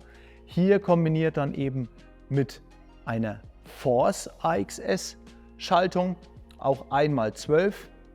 Hier von der Reifenwahl G1 RX, also etwas gröber, auch ganz bewusst etwas breiter, sind hier wieder bei 45 mm. Das Ganze dann mit den Advanced SL R25 auch wieder eben entsprechende Innenweite der Felgen, um dem Reifen schön das Volumen und diese Bauform zu geben, um Grip aufzubauen. Hier dann natürlich auch diese neue Lenkerform, natürlich in Vollcarbon, auch Sattelstütze in Vollcarbon, um nochmal Flex und Komfort zu generieren bei dem Bike. New Road C62 SLX kombiniert dann, wie gesagt, Rennrad-spezifische Komponenten mit Mountainbike-Komponenten und liegt bei UVP 4.299 €. Und dann zu guter Letzt innerhalb der Serie unser Modell SLT. Ja, mit einer sehr, sehr auffälligen, stylischen Lackierung, ganz coole Oberfläche. Hier dann ja auch brandneue Schaltungstechnologie, denn wir gehen von 12 Gängen hoch auf 13 Gänge. Das Ganze mit der neuen SRAM Red AXS Explorer. Explorer, dieser Namenszusatz natürlich klar, es ist eine Schaltgruppe, die eigentlich für den Gravel-Bereich ganz spezifisch entwickelt wurde. Gehen hier auf 13 Gänge, sehr eng gestuft, aber trotzdem eine schöne Bandbreite von 10 bis 46 Zähne, um hier auch wirklich im Gelände unterwegs zu sein.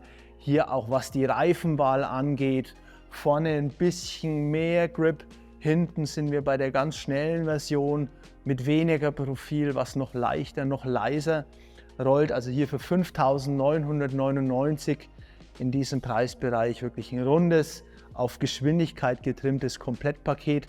Und on top natürlich, was bei den Laufrädern noch zu erwähnen ist, wir sind hier bei der XR36 Felge von Newman, Vollcarbon und das Ganze auch in der Vonoa-Version. Vonoa heißt, wir haben hier zur Carbon-Felge auch noch die Carbon-Speichen an dem Komplettpaket.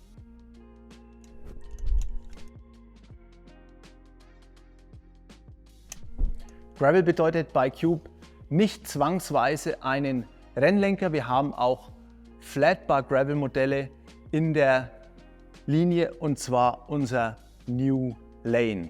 Wir haben das Modell sowohl in Aluminium als auch in Carbon. In Aluminium ist das Ganze auch als Trapezrahmen verfügbar. Wir sehen hier die Modelle immer mit dem klassischen Rahmen. Die Modelle sind teilweise auch als FE, als Full Equipped erhältlich. Jedes Modell lässt sich aber immer auf eine Full Equipped Lösung umbauen. All die Schnittstellen sind vorhanden. Ich kann hier Ständer, Schutzblech, Gepäckträger, Lichtanlage immer nachrüsten. Wir haben auch eine Reifenfreiheit von 45 mm, wenn man das Ganze hier in der spartanischen Version sieht, und 40 mm, wenn man es dann mit Schutzblech ausstattet. Die Serie fängt an mit dem New Lane One 799, hier UVP, das Ganze mit Shimano Qs, also auch wieder die brandneue Schaltung mit einem 1x9 System, haben hier aber eine schöne Gangspreizung von 11 bis 46 Zähne eben. Ja, ich habe einen schönen Berggang, komme aber auch in der Ebene schnell voran, was ich mit so einem Rad natürlich auch machen will, denn die Reifen sind durchaus so gewählt, dass ich hier schön Grip habe im Gelände, aber auch Speed auf der Straße, auf dem Asphalt. Wir kommen zum Modell Pro. Hier, wir sehen es in beiden Versionen. Einmal zuerst Pro FE für Full Equipped, 1099, für 100 € weniger haben wir dann hier die nackte Version. Hier dann auch wieder ein Zweifach-Q-System. Wir sind hier bei 2x10, auch von den Übersetzungen durchaus Gravel typisch. Man geht hier auf 46/30 vorne, um eine schöne Spreizung zu haben, eben schöne Bandbreite in diesem Gangspektrum.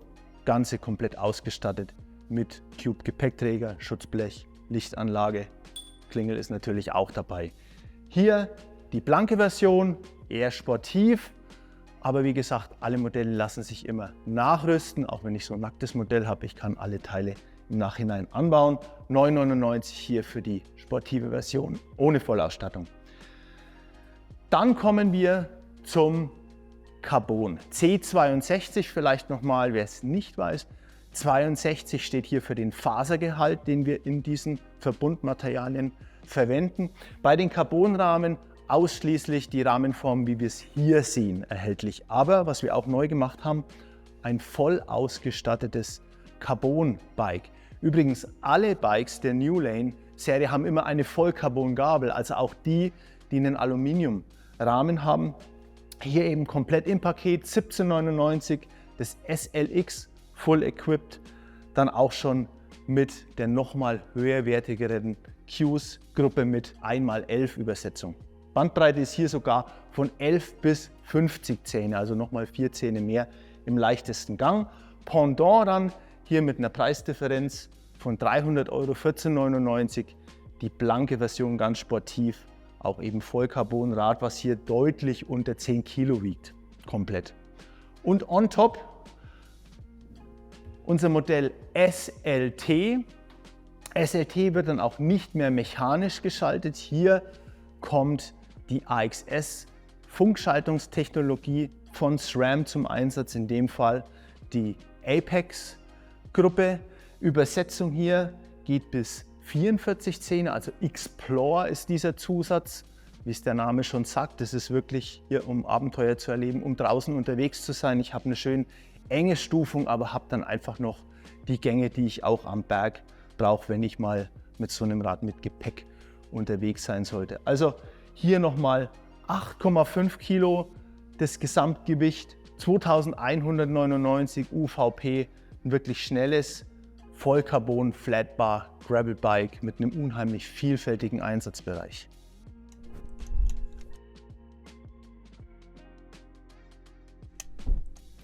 Cube Kathmandu steht natürlich für das edle, hochwertige Trekking-Bike und auch wirklich das Langdistanz-Weltenbummler-Bike. Wir haben hier bei dem Modell Pro wirklich Bestseller, natürlich auch 999 € UVP, ganz wichtiger Preispunkt. Top-Ausstattung mit der brandneuen Shimano Qs Gruppe hier auf dem U6000 Level. Also wir reden hier von 2x10-fach. Shimano Qs an sich deckt ja mehrere Übersetzungsbereiche ab. Wir sind hier bei 2x10, auch wieder schön kompakte Kurbel, trotzdem mit weiter Spreizung, ähnlich wie bei einem Gravelbike. 46/30 vorne und das Ganze hinten auch bis 39 Zähne. Also ich habe hier, wenn ich beladen unterwegs bin oder auch auf Langdistanz auch lange Berge habe, eine schöne Bergeübersetzung. Wir gehen weiter zum Modell Kathmandu EXC. 14,99 hier UVP und wir sehen schon natürlich ein Highlight an den Kathmandu-Rahmen ist der IC 3.0. IC steht für Integrated Carrier, also wir haben einen komplett integrierten, mit dem Rahmen verschweißten Gepäckträger. Sieht natürlich in der komplett lackierten Version erstmal sehr elegant aus, aber bringt auch Fahrstabilität. Das ganze System ist unheimlich ruhig, auch unter Beladung. Und natürlich ein Highlight auch bei den Kathmandu, wir arbeiten hier immer mit der Steckachse. Das Modell EXC unterscheidet sich natürlich auch, was die Anbauteile angeht. Wir sind hier bei der Shimano Qs in der 2x11-fach Version. Und ein Thema, was durch die ganze Kathmandu-Serie sich fortsetzt, wir sehen es hier auch bei den Reifen, sei es von Schwalbe oder sei es hier von Continental, das Thema Recycling, Nachhaltigkeit, hier der Pure Kontakt in der GreenTech-Version. Aber auch bei anderen Details haben wir darauf geachtet, das Ganze möglichst nachhaltig zu gestalten. Also unsere Schutzbleche, die hier verbaut sind 100% recyceltes PET-Material und so Details auch wie zum Beispiel der Scheinwerfer an so einem Rad ist Made in Germany. Hier auch wieder der Nachhaltigkeitsgedanke bei den Modellen, was eigentlich gut zu dieser ganzen Serie passt. On top sind wir dann hier beim Modell SLX. SLX geizt natürlich nicht auch, was die Ausstattungsmerkmale angeht. Wir sind hier bei 17,99 UVP. Das Ganze mit einer RockShox Paragon RL Air Gabel. Wir können das Ganze natürlich hier ganz elegant sperren. Wir haben eine Luftgabel, die sich über den Luftdruck schön abstimmen lässt und auch ein sehr hochwertiges Schalt- und Bremssystem. Wir sind hier auf dem U8000er Level von der Shimano Qs. Das Ganze auch kombiniert mit der XT Bremse, also wirklich ein Name, der etabliert ist, und haben hier ein wirklich rundes Komplettpaket für die lange Distanz ja, für die Weltenbummler draußen unterwegs.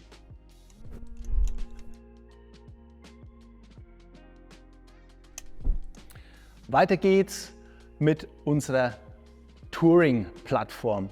Touring, klassisches City-Tracking-Bike, immer mit Kettenschaltung kombiniert.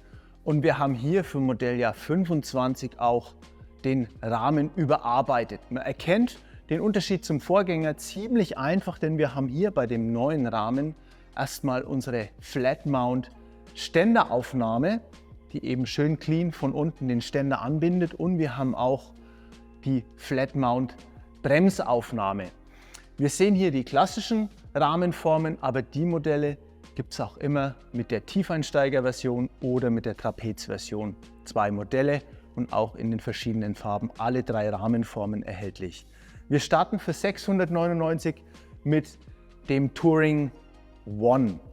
Wir sind hier wieder im Shimano 1x8-fach-Bereich. Das heißt, wir sind bei der ESSA-Gruppe, haben hier auch eine schöne Gangspreizung, gehen von 11 bis 45 Zähne, also für den City-Einsatz.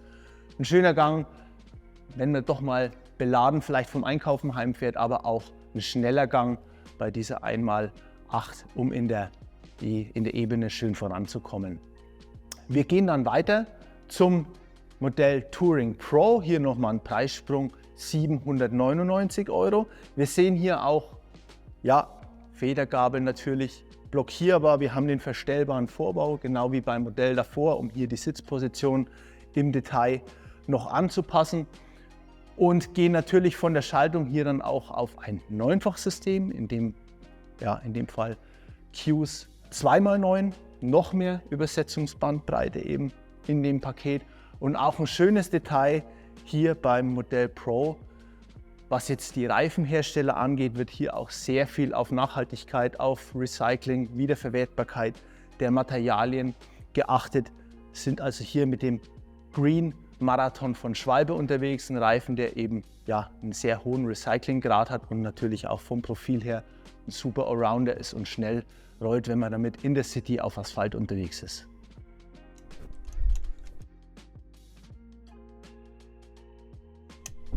Wir sind jetzt hier bei der Nature-Baureihe.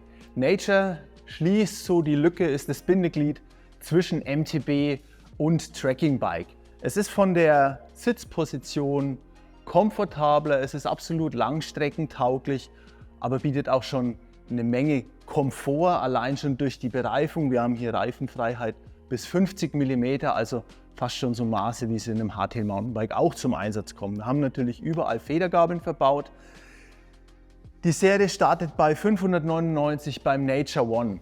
Was die Ausstattungen angeht, müssen wir uns ein bisschen neu orientieren bei den Shimano-Gruppen. Man muss von der alten Namensgebung abrücken. Es gibt komplett neue Gruppen von Shimano und hier im Bereich von 1x8 Gang ist es die nagelneue ESSA-Gruppe. Es ist eine Einfachschaltung, klar nur ein Kettenblatt vorne, aber hinten eben mit einer entsprechenden Spreizung, um hier überall optimal unterwegs zu sein.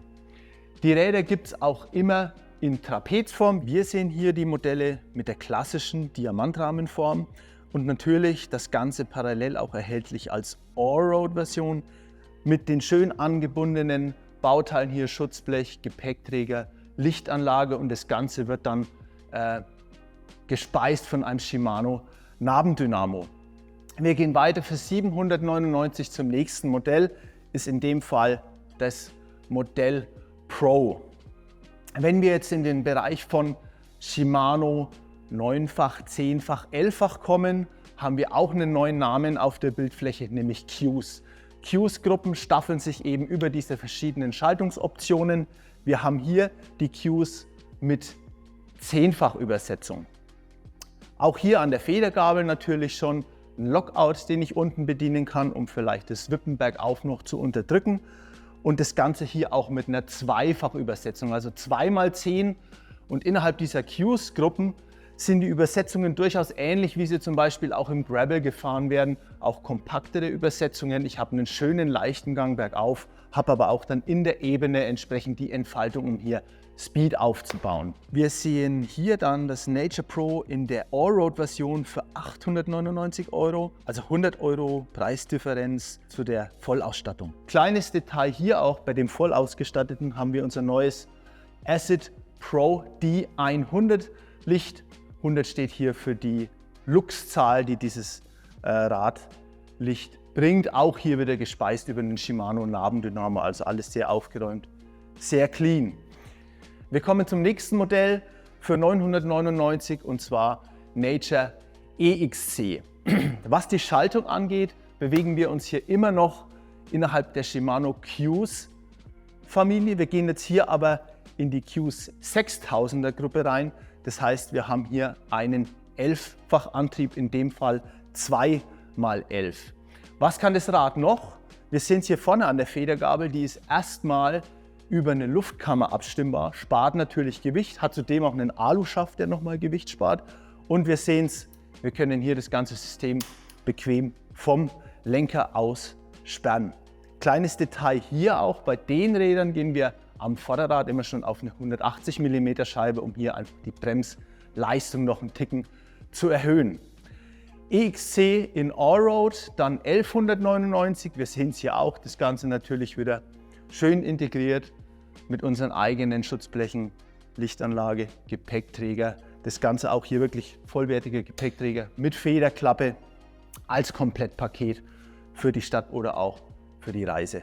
Als Highlight der Nature-Serie sehen wir hier für 1499 € das Modell SLX. SLX ist nochmal on top. Wir haben weiterhin Shimano Qs, aber hier die U8000 Serie, also die höchste Klassifizierung innerhalb dieser brandneuen Schaltungsfamilie. Wir haben ein 2x11-fach System.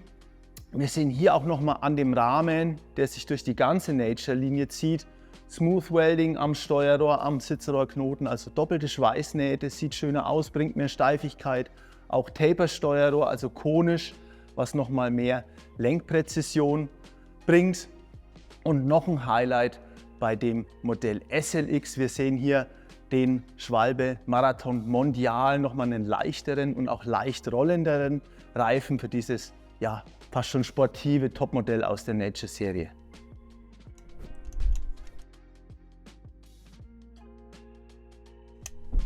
Falls ihr Fans der Cube Travel Serie seid und euch fragt, wo sind die Modelle hingekommen, keine Angst, wir haben Travel einfach integriert in die Modelllinien Hyde und Editor.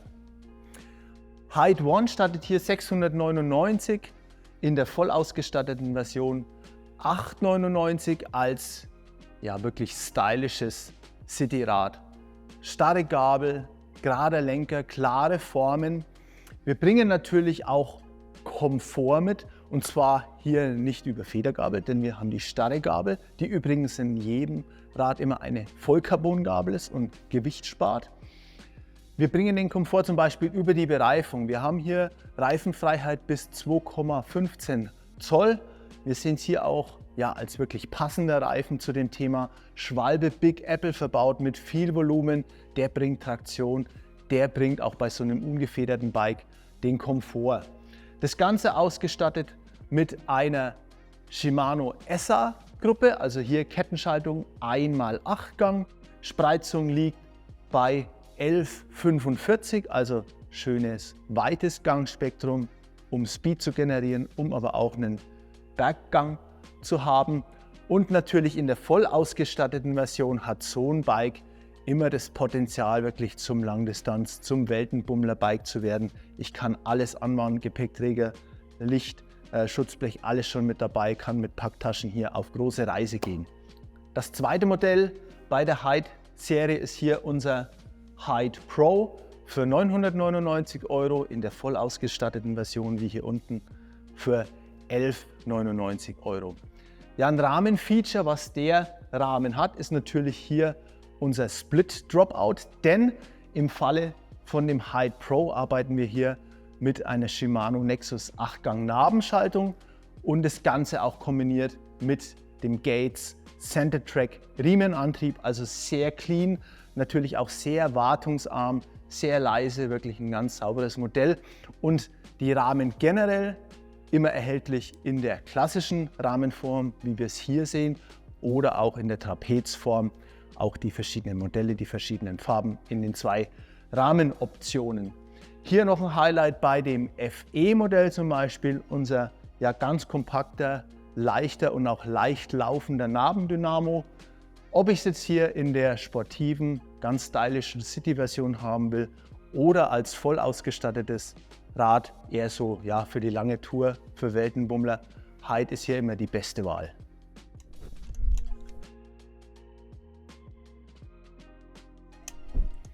Als ganz spartanische, stylische Citybikes hatten wir schon die Hyde-Serie, haben da auch ein Modell mit rübergezogen in die Editor-Serie. On top nochmal. Wir haben hier unser Editor Race, das Ganze sowohl in der nackten Version, ganz spartanisch, ohne Ausstattung oder voll ausgestattet in der FE-Version. Preis liegt hier bei 999 für die klassische Version und FE dann 1299. Editor heißt immer, wir arbeiten mit einem Shimano Alpine Nabenschaltungssystem. Im Bereich vom Race ist es die Alpine 8, also 8-Gang-Springe. Das Ganze auch immer kombiniert mit einem Gates Riemenantrieb. Hier auch schon der hochwertige Gates CDX Center Track Riemen verbaut. Die beiden Modelle, wie wir es hier sehen, sowohl in der Version als auch voll equipped, wahlweise mit klassischen Rahmen wie hier ausgestellt oder auch mit Trapezrahmen. Wir gehen weiter zum Editor SLX. Einmal hier in der klassischen Version 14,99 oder in der Full Equipped Version nochmal 300 € Sprung auf 17,99. Full Equipped ist hier zum Beispiel auch als Trapezrahmen erhältlich. Das SLX, wie wir es hier oben sehen, ausschließlich in der klassischen Rahmenform wie hier ausgestellt. Wir arbeiten hier natürlich auch mit Shimano 11-fach, in dem Rahmen natürlich auch wieder mit dem Gates CDX Center Track Rahmen. Und ein kleines Detail, was hier bei den Editor-Modellen, aber auch in anderen Baureihen umgesetzt wird. Wir schauen hier, was zum Beispiel Reifen angeht, auf möglichst nachhaltige Produkte. In dem Fall der Schwalbe, dieser Green Marathon Reifen, der wirklich einen sehr hohen Recyclinggrad hat, ja fast schon klimaneutral hergestellt wird. Und natürlich auch vom Aufbau her, ja, wir haben Reflexstreifen, er ist leicht, trotzdem pannensicher und hat ein leicht rollendes Profil, um mit so einem Rad wirklich Kilometer zu machen.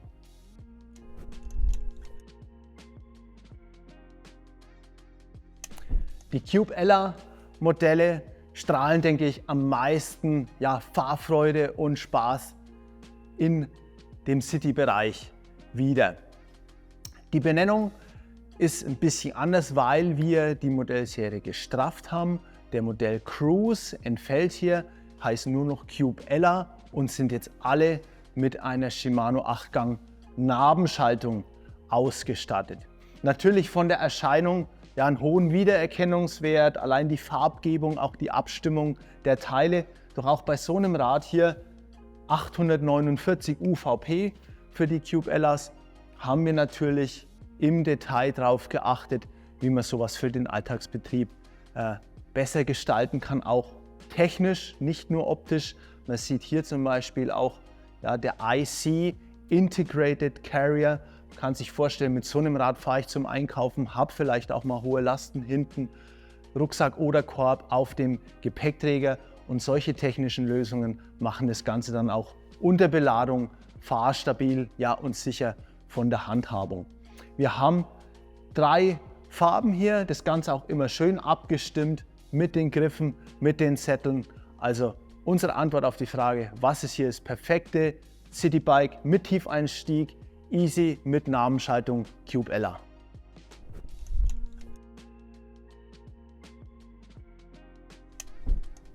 Wir sind angelangt beim Town. Ja, richtiger Klassiker im Cube-Programm, sind hier bei 679 € UVP. Das Ganze wirklich als City Tracking Bike. Einfach von der Handhabung, super praktisch. Wir haben eine Shimano Nexus 7-Gang Nabenschaltung. Wir haben vorne auch einen Nexus Nabendynamo, also das Ganze natürlich auch tauglich mit Lichtanlage. Um noch mehr Komfort zu generieren, wir haben den verstellbaren Vorbau, also hier auch im Detail noch anpassbar auf die gewünschte Sitzposition, entsprechend komfortabler Sattel. Aber auch bei so einem komplett ausgestatteten Rad schauen wir natürlich, dass diese Anbindungspunkte möglichst clean gelöst sind.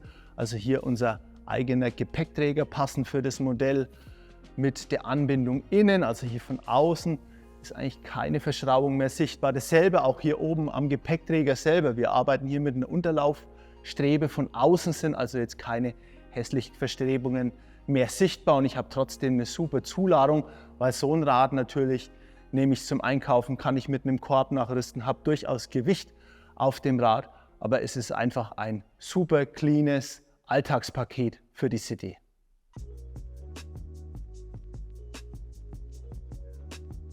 Unsere E-Hardtail-Reihe, die Reaction Hybrid, decken alles von der spaßigen Mountainbike-Runde bis zum täglichen Pendeln ab. Wir starten in die Reaction Hybrid-Reihe mit dem Performance. Und wie der Namenszusatz schon sagt, Performance, greifen wir hier auf den Bosch Performance Motor mit 75 Newtonmeter zurück. Wir haben hier zwei Akkuoptionen, 500 Wattstunden, 625 Wattstunden und als Anzeigeelement das Purion. Das Reaction Hybrid Performance kommt in zwei Rahmenvarianten, das heißt einmal im Trapez, einmal im Diamant, hat einen Size-Split, das heißt die kleine Größe XSS rollt auf 27,5 Zoll Laufräder, ab der M 29. Federweg an der Front haben wir hier 100 mm. Das Hybrid Performance kommt auch als Allroad-Variante in allen drei Farben. Hierbei ist Allroad ein bisschen unterschiedlich. Hier fällt der Gepäckträger weg. Sonst haben wir die Schutzbleche, den Ständer, die Beleuchtung. Geschalten wird mit einer Qs 9-fach. Wir haben eine NVX30 Coilgabel von Santur und verzögert wird das Rad mit einer Shimano MT200.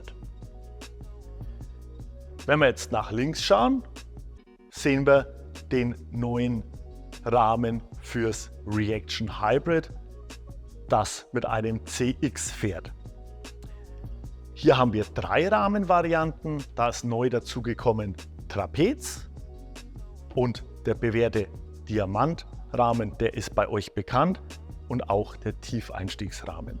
Diese Räder haben an der Front, also Trapez und Diamantrahmen, 120 mm Federweg. Der Tiefeinsteiger, der auf 27,5 Zoll rollt, hat nur 100 mm an der Front. Hier starten wir bei 2899. Bosch CX Motor, Purion als Anzeigeelement. Vielleicht noch ganz kurz zum Tiefeinsteiger, weil ich gerade daneben stehe. Auch hier gab es eine kleine Veränderung. Wir haben die Entnahme des Akkus wieder nach unten gemacht, um einfach auf dem Oberrohr Platz für Flaschen oder Tool oder Ähnliches zu schaffen. Ja, das waren bei 2899 bzw. bei der kleinen Akkugröße 2699, kommt mit einer 10-fach Qs-Schaltung. Wir haben MT200 Bremsen und eine Santur XCM32 Coilgabel. Das Ganze rollt auf 2,6er Reifen. Das Pro ist dann das nächste Rad in der Reaction Hybrid Reihe mit einem Startpreis von 2.999 bzw. in der großen Akku-Variante 3.199. Dieses Rad gibt es auch als Allroad-Version mit bekannt Schutzblech, Gepäckträger, Ständer, Beleuchtung. Wir haben hier eine 12-fach Shimano-Schaltung, also der Mix aus XT und Deore, eine MT202 Kolbenbremse, eine Luftgabel, das heißt, ich kann individuell auf mein Körpergewicht die vordere Gabel einstellen. Purion 200 als Anzeigeelement und was ganz cool ist, wir haben bei diesem Rad eine Dropper-Post verbaut, hier mehr als Sicherheitsfeature. Das heißt, wenn ich an die Ampel rolle, kann ich ganz entspannt den Sattel runterfahren, habe meine Füße auf dem Boden und somit festen Stand. Beim Reaction Race verbauen wir eine RockShox Luftfedergabel. Auch hier an mein Körpergewicht anpassbar und mehr Systemgewicht durch die RockShox Gabel. Der Antrieb 12-fach XT Deore Purion 200 als Anzeigeelement und 4 Kolben Shimano MT420 Bremsen, um eine bessere Verzögerung zu gewährleisten. Ab dem Race verbauen wir im Steuersatz unsere neue X-Connect Schnittstelle. Das heißt, ich kann ganz schnell eine Beleuchtung anstecken und somit nachrüsten. Das SLX kommt mit einem Fox-Fahrwerk, auch hier natürlich in dieser Preisklasse Luft. XT Bremsen, 4 Kolben, XT Schaltung, Kiox 300 mit LED-Remote zum Wechseln der Unterstützungsstufen, nur eine Akkuvariante und ein Preis von 3.999. Also wenn wir es uns anschauen, Race 3.499, SLX 3.999. Top of the Range, wie immer das SLT, und hier haben wir eine Wahnsinnsausstattung mit der SRAM Transmission X0 Schaltung, gespeist, das seht ihr hier mal an den kleinen Kabel, direkt vom Motor. Wir haben die neuen Magura Gustav Pro 4 Kolbenbremsen, ein großes Kiox 500 Display, Newman Performance Laufradsatz, der auch übrigens im SLX verbaut ist, und 2 6er Smart SEM. Die Gabel kommt von Fox und ist durch Luft aufs Körpergewicht einstellbar. Das Reaction Hybrid SLT liegt bei 4.999. Wenn wir uns den neuen Rahmen jetzt mal anschauen, das machen wir hier mal am SLT. Wir haben einen Carbon-Look, das ist ein kompletter Aluminiumrahmen, aber hier verschleifen wir im Sichtbereich die Schweißnähte, um einfach einen cleanen Look zu generieren. Die neue Sattelklemme ist von hinten schraubbar und fügt sich formschön in das ganze Design ein. Wir haben die Schnittstellen SIC 2.0, das heißt, auch wenn ich mich entscheide, ein Rad zu kaufen, das kein Allroad ist, kann ich Schutzbleche, Gepäckträger, Ständer und so weiter schnell nachrüsten. Wir haben eine integrierte Kettenführung, die auch zum Schutz da ist, und natürlich das ganze Rad ist, wie man es von unseren anderen E-Bikes schon kennt, PowerMore ready. Der Rahmen, wie schon mal eingangs erwähnt, Size Split, kleine Größe auf 27,5 Zoll Laufräder.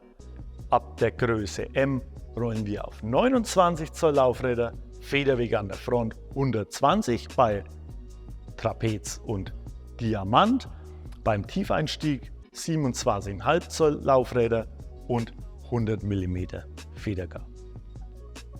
Das war die Reaction Hybrid Reihe. Ein wirklich sehr tolles Rad, das alle Einsatzbereiche abdeckt.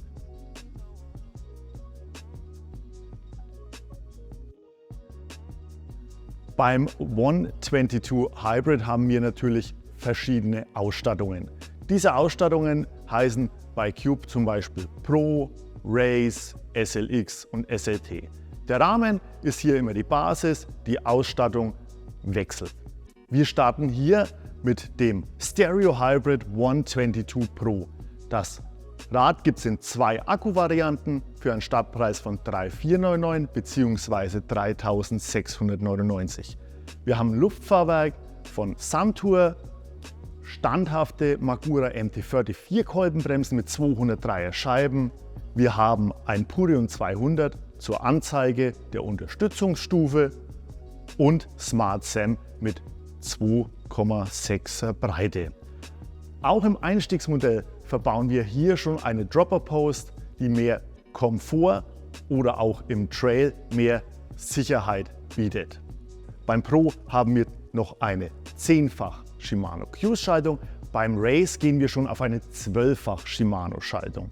Auch hier 4 Kolbenbremsen, eine RockShox Recam Psylo-Gabel mit 35 mm Standrohren, also noch mehr Steifigkeit im System, und auch hier das Purion 200 zur Anzeige. Wenn wir zu durchlaufen, kommen wir auch schon zum nächsten Modell. SLX mit 12-fach XT-Schaltung, Fox-Fahrwerk mit der Fox AWL-Gabel, Smart SAM-Bereifung und Purion 200. Ihr seht auch hier immer diesen kleinen schicken Mini-Fender, der ist in der Serie mit drin, also beim Lieferumfang enthalten und schützt ein wenig von Schmutz oder Feuchtigkeit vom Hinterrad. Das Topmodell in der ganzen Range ist das SLT. Auch hier ein Fox-Fahrwerk, Luftfahrwerk, individuell auf den Fahrer, Fahrerin abzustimmen. Wir haben vorne eine 36er Fox, also auch hier Standrohre, die sehr steif sind, die Steifigkeit ins System bringen und auch natürlich ins Systemgewicht mit reinspielen. Komplett XT, Anzeige ist ein Kiox 500 Display, und was wir noch hier haben an dem Rad ist die neue Magura Gustav Pro. Diese Bremse zeichnet sich aus durch einmal wirklich ihre Bremspower, sie ist besser einstellbar und mit ihren dickeren Scheiben langlebiger. Das 122 Hybrid ist für uns das Komfortfully mit jede Menge Features. Wir können einen Gepäckträger nachmontieren, wir können aber auch in der Serie schon zu einem komplett ausgestatteten Allroad-Modell greifen. Die Allroad-Modelle gibt es in der Pro, in der Race und SLX-Version, aber auch wenn ich mir mal nicht sicher bin und mir vielleicht ein Rad nehme, das noch nicht Allroad ist, ich kann alle Räder schnell nachrüsten. Mit unserer neuen SIC 2.0 Schnittstelle ist es sehr einfach und sehr schnell, einen Gepäckträger, Schutzbleche und so weiter nachzurüsten. Man sieht es auf den ersten Blick nicht, aber das Stereo Hybrid 122 hat einen kompletten Alurahmen. Ja? Wir verschleifen hier die Nähte im Sichtbereich und somit entsteht, ich würde schon sagen, fast ein Carbon-Look, ein sehr hochwertiger Look. Ab dem SLX-Modell gibt es auch noch ein cooles neues Feature im Steuersatzbereich, unsere X-Connect-Schnittstelle. Das heißt, wir haben am Steuersatz hier oben eine Schnittstelle, wo ich schnell ein Licht anstecken kann aus dem Q-Portfolio. Das wird dann einfach auf dem Vorbau aufgeklickst und somit bin ich für alle Eventualitäten gewappnet. Ganz zum Schluss noch zu unserem Push-Button-System. Das kennt ihr ja schon aus den vergangenen Rädern. Das heißt, ich kann den Akku sehr schnell aus dem Unterrohr entnehmen. Das ganze System ist von unten wieder nach oben gewandert und somit aus dem Dreckbeschuss raus. Das heißt, keine schmutzigen Hände mehr beim Aufmachen. Das Stereo Hybrid 122 SLT liegt bei 4.999 €. Ja, das war die 122-Reihe, unser Komfortfully und auch für leichte Trail-Einsätze gedacht. Sehr gutmütiges Rad, wirklich ein schönes Rad.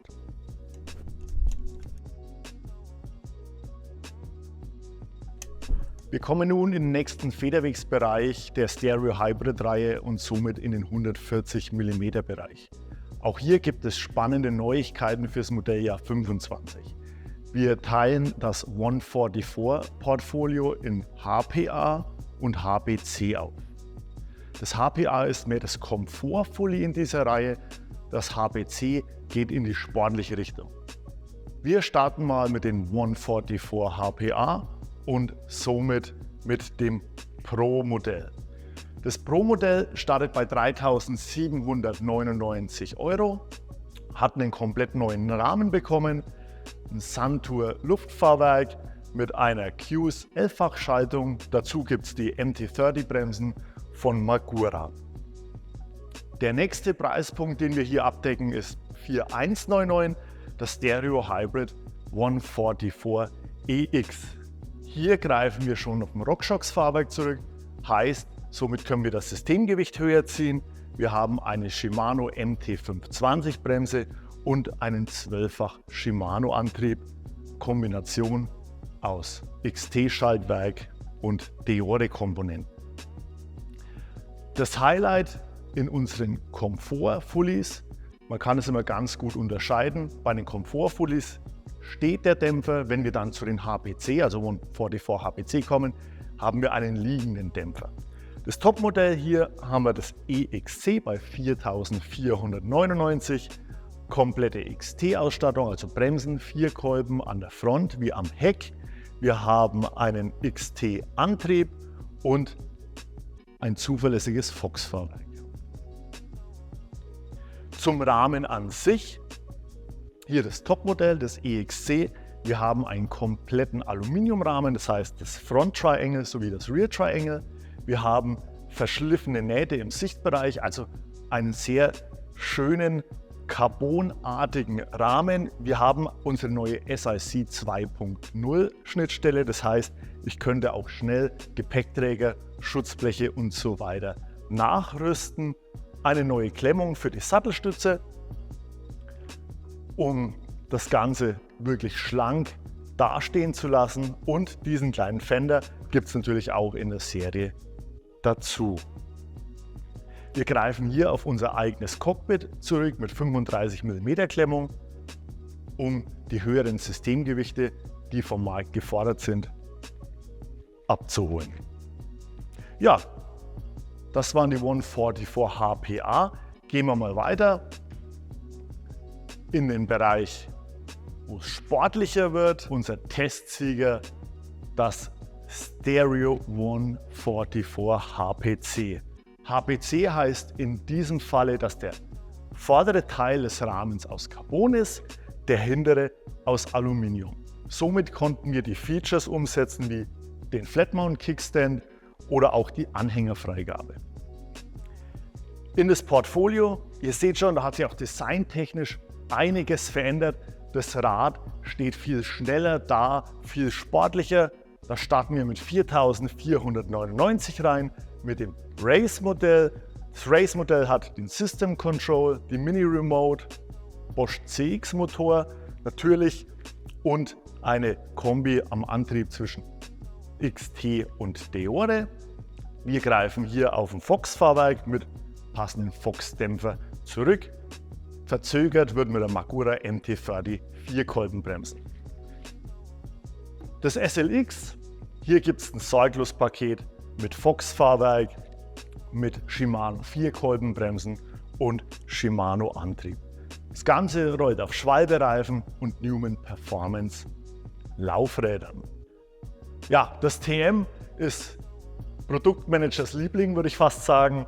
Auch hier sinnvolle Updates. Wir haben eine GX Transmission Schaltung von SRAM, also eine sehr haltbare Schaltung, direkt gekoppelt mit dem Motor, um die Stromversorgung zu gewährleisten. Das heißt, ihr braucht hier keinen Akku an der Schaltung aufladen. Wir haben die MT7 Bremsen von Magura, Front wie Heck, 150 mm an der Front mit einer 36er Performance und einem Float X-Dämpfer. Newman Beskar Felgen, der Nachfolger von sehr erfolgreichen Newman Evolution Aluminiumlaufrad, ist bei dieser Spezifikation auch enthalten. Bosch Motor, System Control und ein Display zur Anzeige. Das Action Team ist in unserem Portfolio mittlerweile ein Klassiker. Sehen wir hier einmal in der Farbgebung Action Team, einmal in der etwas, ja, ich sage mal, gesetzteren, dunkleren Farbgebung. Hier haben wir auch 4 Kolben Shimano-Bremse. Wir haben komplettes Factory-Fahrwerk von Fox mit Float X 36er mit Grip X Kartusche, die neue Transfer, bei der ich auch den Hub verstellen kann, eine Schaltung von SRAM X0 Transmission, um hier auch die Haltbarkeit abzudecken, und einen neuen Carbonlenker von Raceface, der mehr Komfort in das ganze Fahren reinbringt. Bosch Motor, System Control, Display darf hier natürlich nicht fehlen. Top of the Range ist unser SLT. Auch hier komplettes Fox Factory Fahrwerk, aber mit der X2 Dämpferkartusche, also noch mehr Einstellmöglichkeiten. Fürs Gewicht Newman Face Laufräder aus Carbon, die neue Magura Gustav Pro, eine sehr schöne Ara Carbon Kurbel und den Ara Carbon Lenker. Auch hier lässt sich die Transfer im Hub verstellen und so individuell auf den Fahrer anpassen. Preislich liegen wir bei den Rädern beim SLX bei 4.999, beim TM bei 5.999, beim Action Team bei 6.999 und beim SLT, also dem Topmodell, bei 8.499. Schauen uns den Rahmen noch einmal ein bisschen genauer an. Also wir haben hier einen HPC-Rahmen, das heißt, das vordere Triangle ist aus Carbon, hinten aus Alu. Wir haben Size-Split, genau das gleiche haben wir auch beim 144 HPA, das heißt, die kleinste Größe rollt immer auf 27,5 Zoll Laufrädern, ab der Größe M gibt es dann die 29 Zoll Laufräder. Beim HPC, um das Ganze noch sportlicher zu gestalten, montieren wir einen Winkelsteuersatz. Das heißt, ich kann den Lenkwinkel durch Drehen der Lagerschalen ganz einfach und schnell verstellen. Der Hinterbau ist aus Aluminium, das heißt, wir können eine Anhängerfreigabe geben und wir können auch einen Flat Mount Kickstand, also einen Ständer, montieren, damit ihr das Rad sauber abstellen könnt. UDH Ausfallende ist mittlerweile Standard, denke ich, in dem ganzen Bereich, und ja, wirklich sehr gelungenes Rad, dieses Mal oder in diesem Modell ja mit einem liegenden Dämpfer, um das Ganze schneller aussehen zu lassen.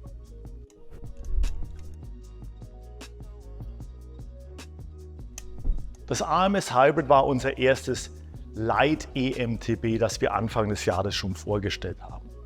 Aus den anfangs 4 Modellen wurden zwischenzeitlich 5, aber die Grundstruktur des Rades blieb gleich.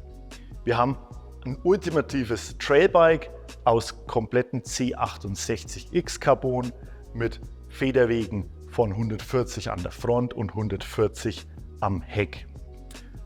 Bosch SX Motor mit fest verbauten Bosch Compact Tube. Die Linie teilt sich folgendermaßen auf. Wir gehen in 2 Richtungen. Einmal mit dem SLX und dem SLT-Modell sehr leicht aufgebaut, das heißt 34er Gabeln, Dämpfer ohne Ausgleichsbehälter, sehr leicht rollende Reifen, und einmal in unser TM-Segment mit dem TM und dem Super TM, das heißt Gabeln mit 36 mm Standrohren, Dämpfer mit Ausgleichsbehältern und natürlich stabileren Karkassen für den Bergabspaß. Was dazugekommen ist im Modelljahr 25, ist ein bisschen ein Rad, das zwischen diesen beiden Welten wandert, das AMS Hybrid 144 C68 X-Race.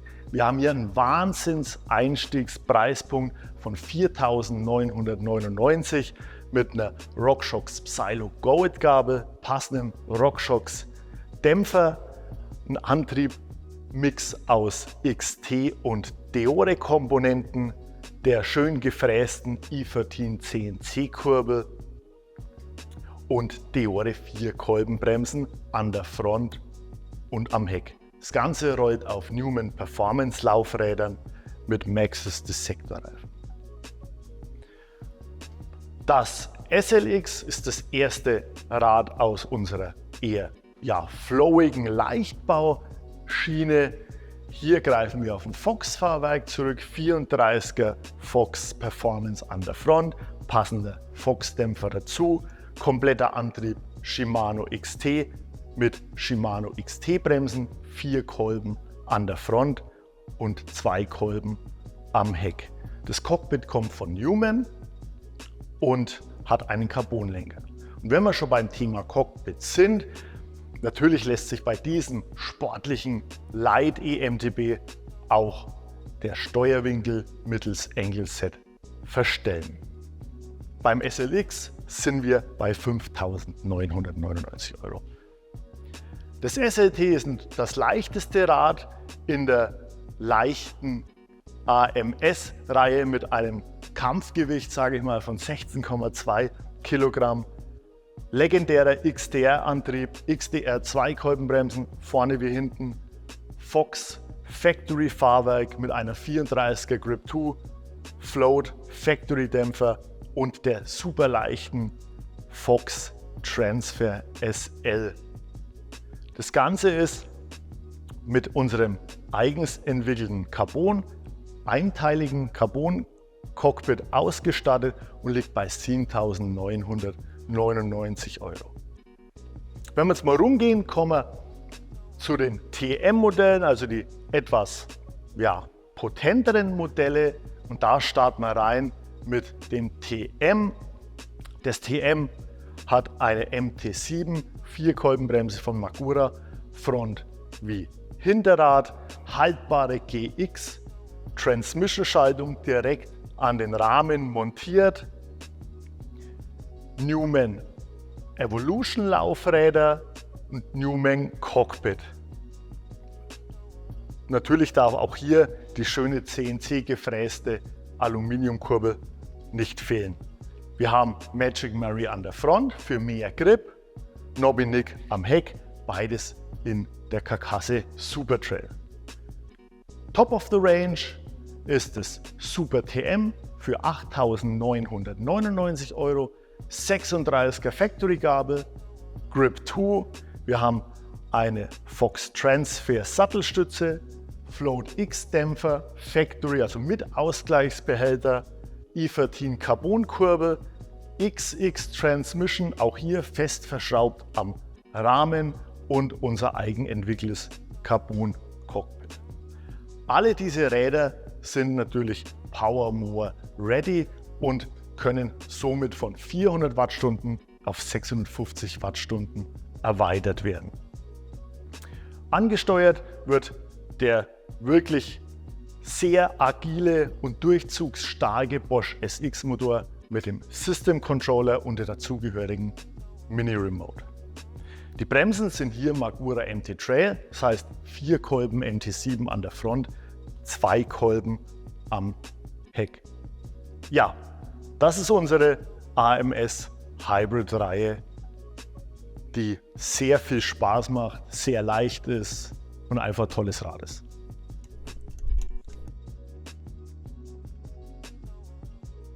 Jetzt kommen wir in den letzten Bereich des Stereo Hybrids zum 177 HBC.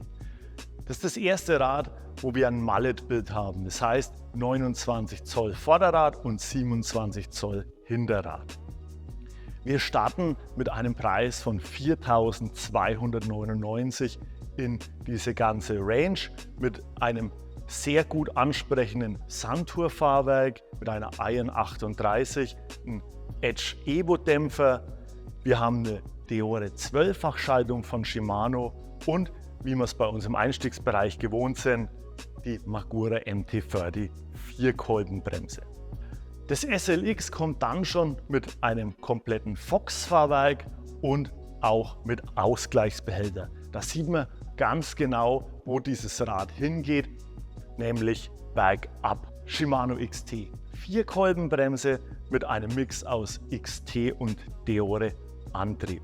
Auch bei den Rädern benutzen wir unser eigenes Cube Cockpit mit 35 mm Klemmung, um das Systemgewicht abzuholen. Wenn wir jetzt weitergehen zum TM, treiben wir das Ganze natürlich noch ein bisschen auf die Spitze. 38er Fox Performance und Fox X2 Dämpfer. Das Ganze gepaart mit einer haltbaren GX Transmission Schaltung und Magura MT7 Bremsen. Auch hier wird die Schaltung vom Motor gespeist. Ganz kurz nochmal, um einfach zu sagen, wie sind die Spezifikationen. Eigentlich spiegeln wir die 144 HPC Spezifikationen auf die 177 und passen dann hier Fahrwerkskomponenten und auch Reifen an. Das TM hat die Newman Beskar Laufräder, also Aluminiumlaufräder, sehr haltbar, bekannt aus dem Vorgänger Newman Evolution. Da liegen wir bei 6.199. Natürlich haben wir einen Bosch-Motor verbaut, Powertube, System Control mit Mini-Remote und ein Display. Hier darf natürlich auch ein Action-T-Modell in 2 Farben nicht fehlen, mit einem kompletten Fox Factory Fahrwerk, 38er Grip X2 Gabel an der Front, den X2 Factory Dämpfer mit der passenden Transfer, die ich auch im Hub verstellen kann, komfortablen Raceface Ara Carbon Lenker und Shimano XT 4-Kolbenbremsen. Top of the Range ist das SLT, auch hier komplettes Factory Fahrwerk mit Grip X2, die neuen Magura Gustav Pro Bremsen, Raceface Parts, Lenker und Kurbel, beides aus Carbon, Carbon Laufräder, und da sind wir bei einem Preis von 8.699 und ihr seht vielleicht hier das montierte Licht. Das ist noch ein ganz cooles Feature, das wir bei allen Hybrid-Gattungen verbauen, ab dem SLX-Modell, egal ob 122, 144 oder 177. Das ist unser X-Connect, das heißt, hier kann ich ganz schnell ein Licht nachrüsten bzw. das Licht so auslegen, wie es meinen Wünschen entspricht. Schauen wir uns nochmal den Rahmen im Detail an. 177 HPC sagt eigentlich schon alles. Auch hier haben wir wieder diesen Carbon-Aluminium-Mix, Carbon-Hauptrahmen, Aluminium-Hinterbau. Auch hier Anhängerfreigabe und auch ein Montagepunkte für den Ständer. Wir haben ein Angle-Set, um den Steuerwinkel auf euch anzupassen. Hier haben wir kein Size-Split, da wir ein Mallet-Bild haben. Also S, M, L, XL ist immer 29 Vorderrad, 27,5 Hinterrad. UDH, Standard und Integrated Cable Routing durch den Steuersatz ins Innere des Fahrrads. Auch hier Push-Button-Technologie, um schnell den Powertube aus dem Unterrohr zu entnehmen. Ja, das war die Stereo Hybrid Reihe von 122, 144 HPA, 144 HPC und 177 HPC. Lassen wir noch mal kurz die Federwege eingehen. 122 120 mm am Heck, 144 140 mm am Heck, 177 170 mm am Heck.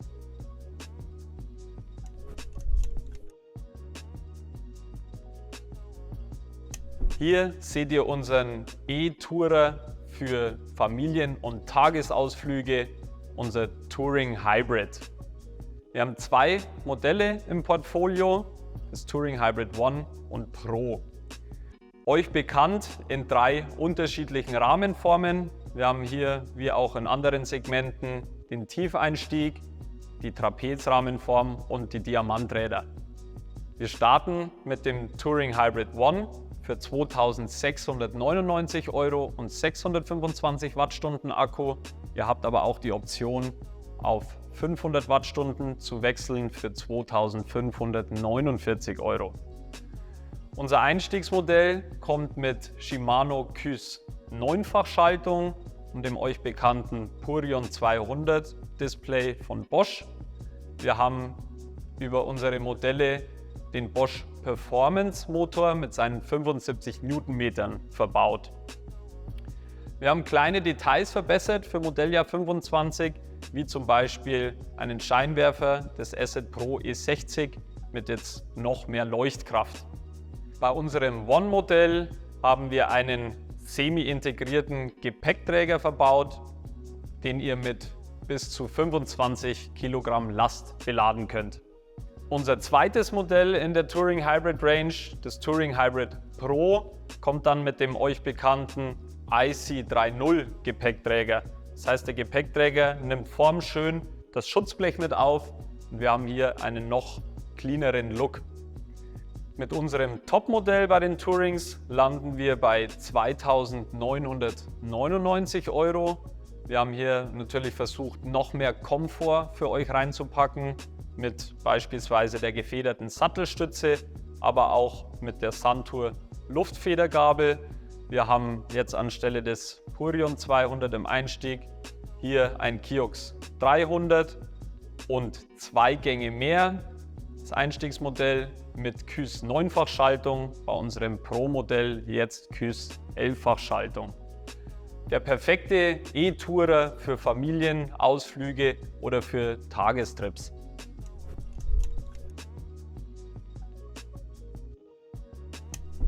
Natürlich weiterhin im Portfolio auch unsere kürzlich vorgestellten E-Trekking Leichtbauräder des Kathmandu Hybrid C62. Die C62 stehen für 62% Carbonfaseranteil sowohl im Rahmen als auch in unserer eigens entwickelten Carbon-Stargabel. Wir haben hier wirklich Gewichte, die ihresgleichen suchen am Markt, mit 16,3 Kilogramm bei unserem High-End Diamant Bike. Wir bieten diese Räder nicht nur im Diamantrahmen mit dem klassischen Oberrohr, sondern auch als komfortablen Tiefeinsteiger. Noch ein Unterschied vom Tiefeinsteiger zum Diamant. Wir haben hier etwas mehr Komfort. Wenn ihr euch den Vorbau anschaut, da haben wir einen Verstellvorbau. Bei dem Diamant haben wir einen Starnvorbau, da wollten wir noch die letzten Gramm an Gewicht rauskitzeln. Verbaut bei den Rädern ist der Bosch SX Motor, ein sehr leichter Motor, der leichteste Bosch Motor und ein fix verbauter 400 Wattstunden Akku, um auch hier nochmal mehr Gewicht einzusparen. Sollten euch die 400 Wattstunden nicht ausreichen, könnt ihr bei unseren Kathmandu Hybrids C62 auch jederzeit einen Bosch Range Extender nachrüsten mit 250 Wattstunden on top, leicht zu montieren auf unserem Unterrohr. Wir haben 2 verschiedene Modelle. Wir starten im Einstieg mit dem Kathmandu Hybrid C62 SLX für 3.999 € mit Shimano Deore 12-fach-Schaltung. Wir haben an beiden Bikes das Kiox 500 verbaut. Wie auch bei unseren Alu-Varianten haben wir bei unseren Carbonrädern den IC30 mit integriert, der formschön das Schutzblech aufnimmt und für einen noch cleaneren, schöneren Look sorgt. Wenn wir uns den Rahmen nochmal anschauen, über das schöne, schlanke Unterrohr, dann hin zum Steuerrohr kommen, seht ihr im Cockpit-Bereich auch wieder ICR, das heißt Integrated Cable Routing. Die Züge verlaufen durch den Steuersatz in den Rahmen, um auch hier einen noch schöneren Look zu generieren. Wie gesagt, im Einstieg für 3.999 €. Unser High-End-Modell für 4.799 €, dann mit XT Vollausstattung.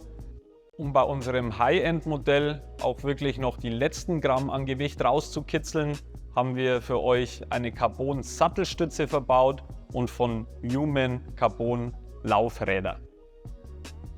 Also ihr seht hier ein super leichtes E-Trekkingrad, das ihr sowohl in der Stadt, aber auch über Land nutzen könnt und jederzeit auch mal treppauf, treppabwärts tragen oder in die öffentlichen Verkehrsmittel reintragen könnt.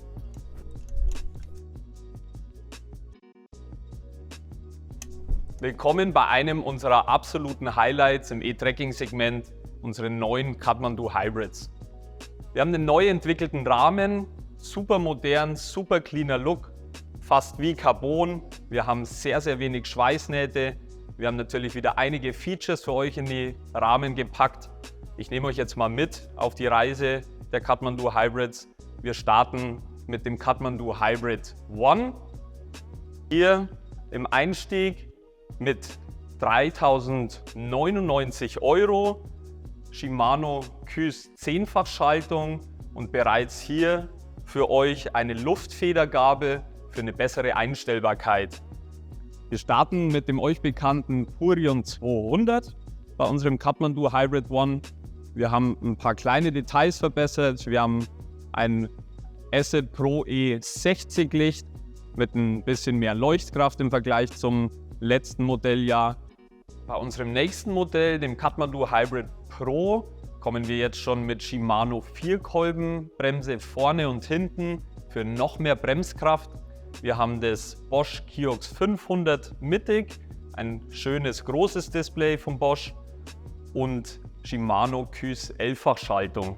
Das Ganze für 3.599 €. Neu im Portfolio bei unseren Kathmandus jetzt auch mit Nabenschaltung unsere Komfortmodelle. Wir sind hier beim Kathmandu Hybrid Comfort Pro. Der Einstieg für 3.799 € mit der Enviolo Tracking 380 Nabe. Die 380 stehen für 380% Übersetzungsbereich. Ein sehr endkundenfreundliches Rad, wartungsarmes Rad mit Gates Belt Drive. Wir haben ein Purion 200 von Bosch und eine Santur Luftfedergabel für euch. Nicht missen wollten wir in unserem Portfolio natürlich auch ein ABS-Rad für euch. Wurde letztes Jahr vorgestellt von Bosch. Kennt ihr auch aus der Automobilbranche, ein Anti-Blockiersystem, um noch sicherer zum Stehen zu kommen bei Vollbremsungen. Wir haben hier das Kathmandu Hybrid EX für 3.899 € mit einem Bosch Kiox 300 Display. Auch hier eine ABS-spezifische Santur Mobi 34 Luftfedergabel und natürlich die Magura MTC E-Stop ABS-Bremse. Unser Kathmandu Hybrid EXC ist jetzt unser XT Vollausstattungsrad für euch für unter 4.000 €, 3.999 €. Wir haben jetzt noch einen Gang mehr, XT 12-fach. Ihr seht hier wieder das Bosch Kiox 500 Display. Wir haben eine Fox Luftfedergabel, noch ein bisschen mehr Komfort für euch und das Ganze für unter 4.000 €. Kommen wir zu unserem nächsten Modell, dem Kathmandu Hybrid SLX. Hier haben wir noch mehr für euch reingepackt für 4.499 €.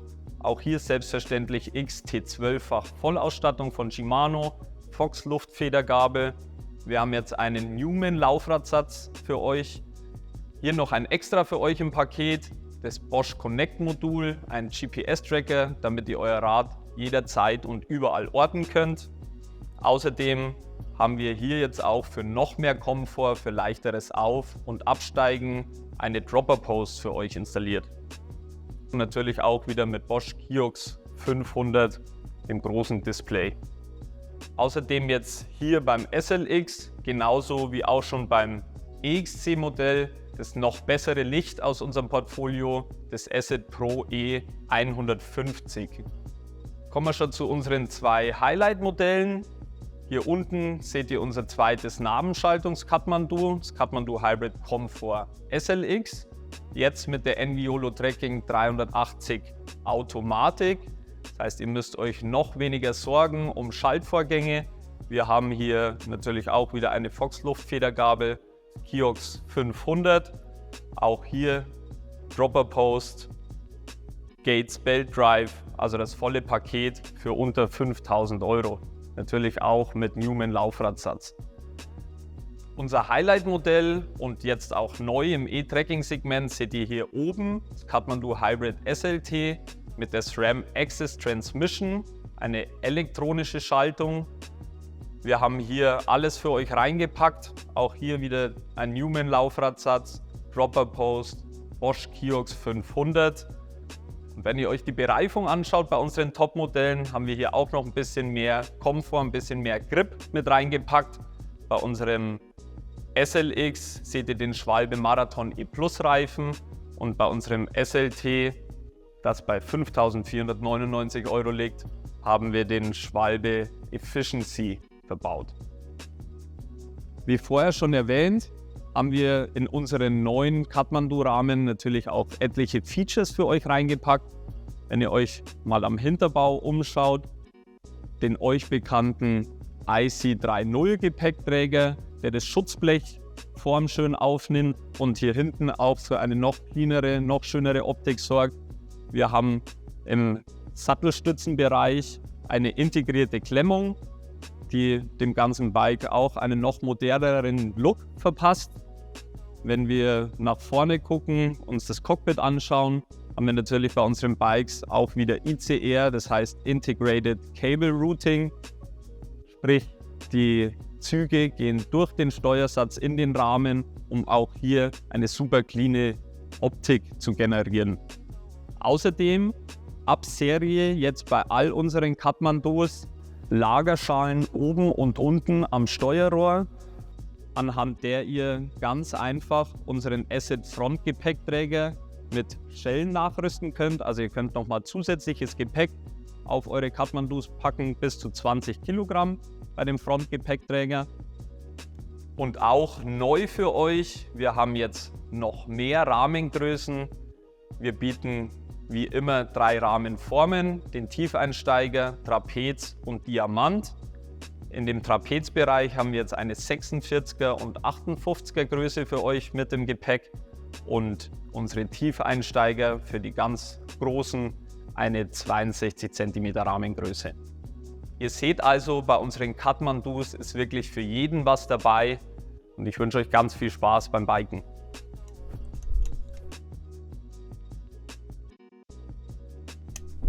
Auch unser Kathmandu Hybrid 45 haben wir im Modelljahr 25 für euch wieder mit im Programm.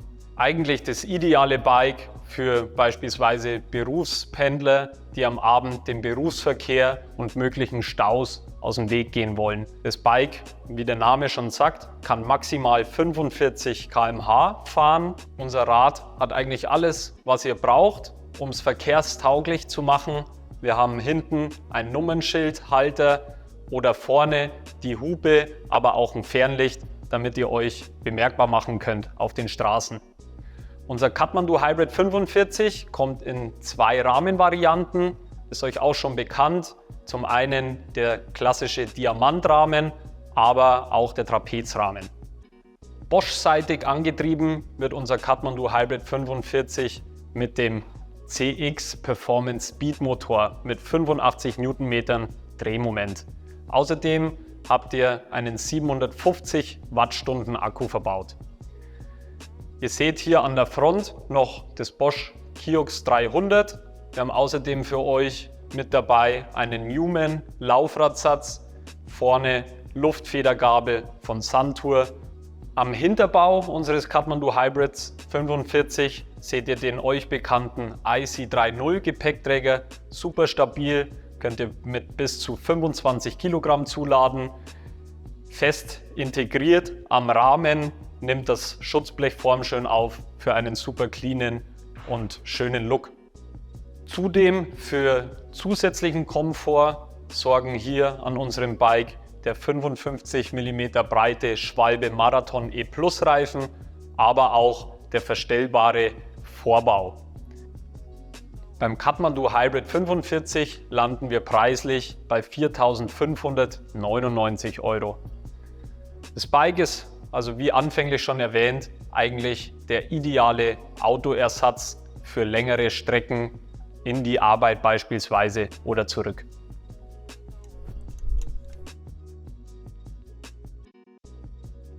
Hier stehen wir vor unseren New Ride Hybrids.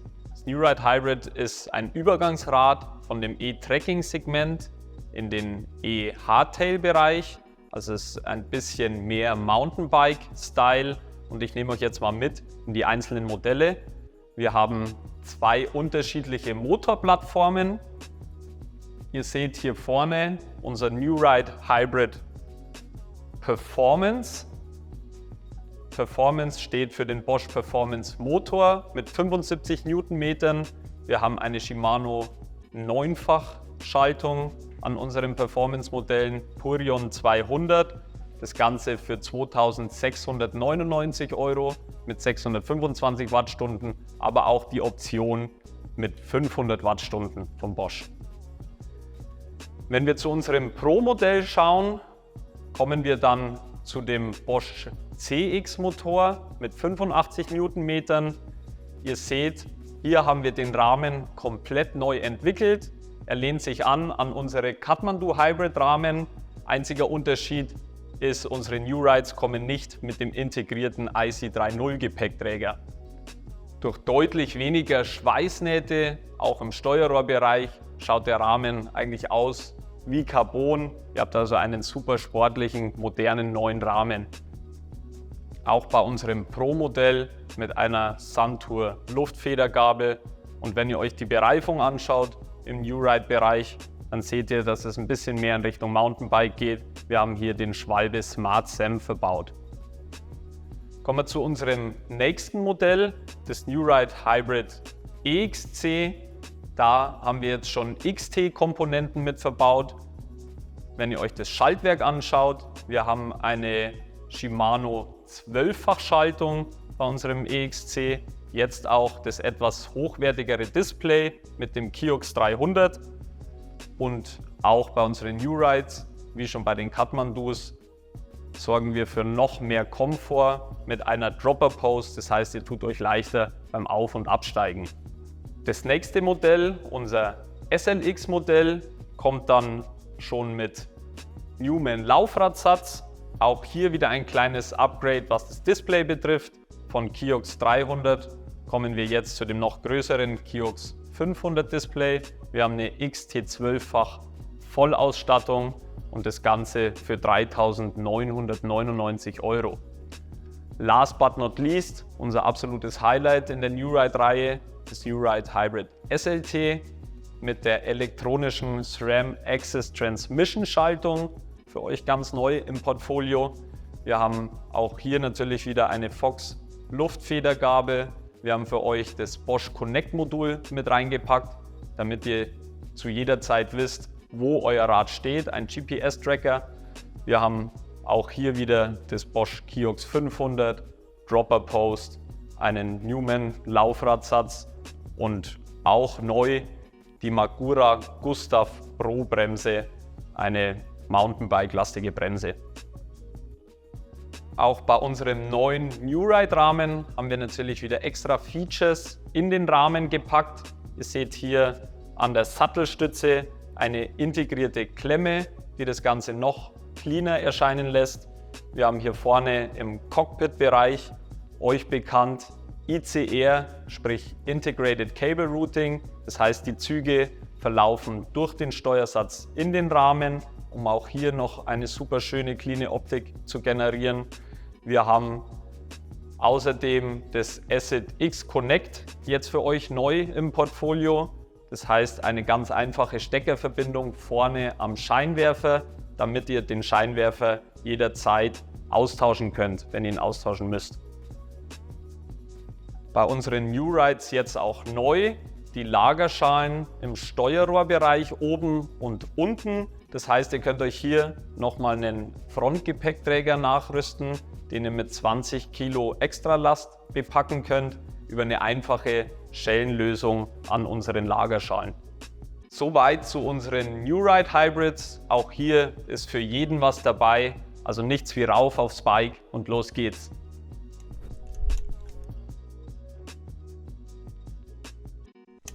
In unserer Light E-Bike-Reihe darf natürlich ein stylischer City-Flitzer nicht fehlen. Und das ist das Cube Editor Hybrid. Wir haben hier einen Aluminiumrahmen mit einer Carbongabel und 3 Modelle. Wir starten in die Modellreihe mit dem Pro bei 2.499 €. Wir haben hier eine 10-fach Shimano Qs Schaltung mit einer Shimano MT200 Bremse. Das ganze Rad gibt es natürlich wie alle 3 Modelle als FE. FE heißt bei uns Full Equip, Schutzblech, Ständer, Beleuchtung, also STVZO. Das nächste Modell ist das SLX bei 2699. Hier haben wir eine Nabenschaltung, auch von Shimano, eine 8-fach Alfine, auch hier gepaart mit den MT200 Bremsen. Top of the Range seht ihr hier das SLT in der FE-Variante. Auch das gibt es natürlich ohne die FE-Option mit einer 11-fach Alfine Nabenschaltung, hier aber mit wartungsfreundlichen Riemenantrieb mit einer Deore 2-Kolbenbremse. Wenn wir uns den Rahmen noch einmal genau anschauen, wie schon gesagt, wir haben das Bosch SX-System mit fest verbauten Compact Tube 400 Wattstunden. Der Rahmen ist Power More ready. Wir haben eine Carbongabel, System Control und Mini Remote zum Steuern des Bosch-Systems und auch ganz cool unsere Steuersatzschnittstelle, um schnell einen Frontgepäckträger aus unserem Zubehörportfolio nachzurüsten. Das SLT in der FE-Variante, wie ihr das hier seht, kostet 3.499 und in der Variante ohne Schutzbleche und ohne FE-Ausstattung 3.299. Also, wie ihr seht, ein sehr cooles, sehr schnelles Rad für Stadttouren, fürs Commuting, einfach ein tolles Rad.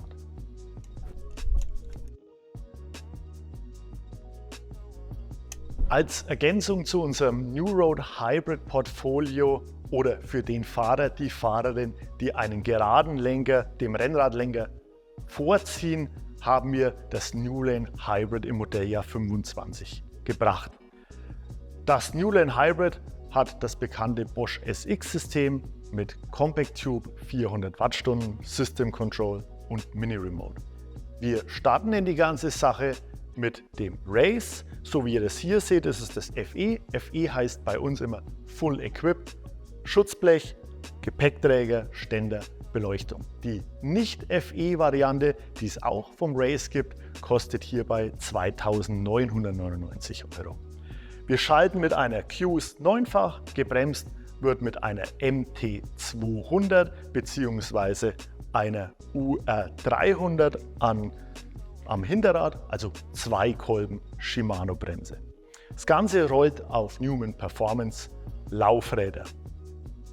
Wenn wir weitergehen, kommen wir schon zum SLX. Das SLX kostet in der nackten Variante 3.999 €. Auch dieses Rad gibt es als Full Equip für 200 € mehr. Die Schaltung ist eine SRAM Apex 12-fach Access. Das Kabel sagt es wieder, gespeist wird direkt aus dem Motor, also wir brauchen hier keinen Akku aufladen. Wir haben Magura MT8, Bremsen, Bosch SX, Compact Tube 400, System Control, Mini Remote und ein Display zum Anzeigen. Auch hier Newman Performance Laufräder. Zum Rahmen an sich. Wir haben einen kompletten Carbonrahmen aus C62, an der Gabel bekannt wie vom New Road. Nochmal Aufnahmepunkte für einen Lowrider, also Gepäckträger.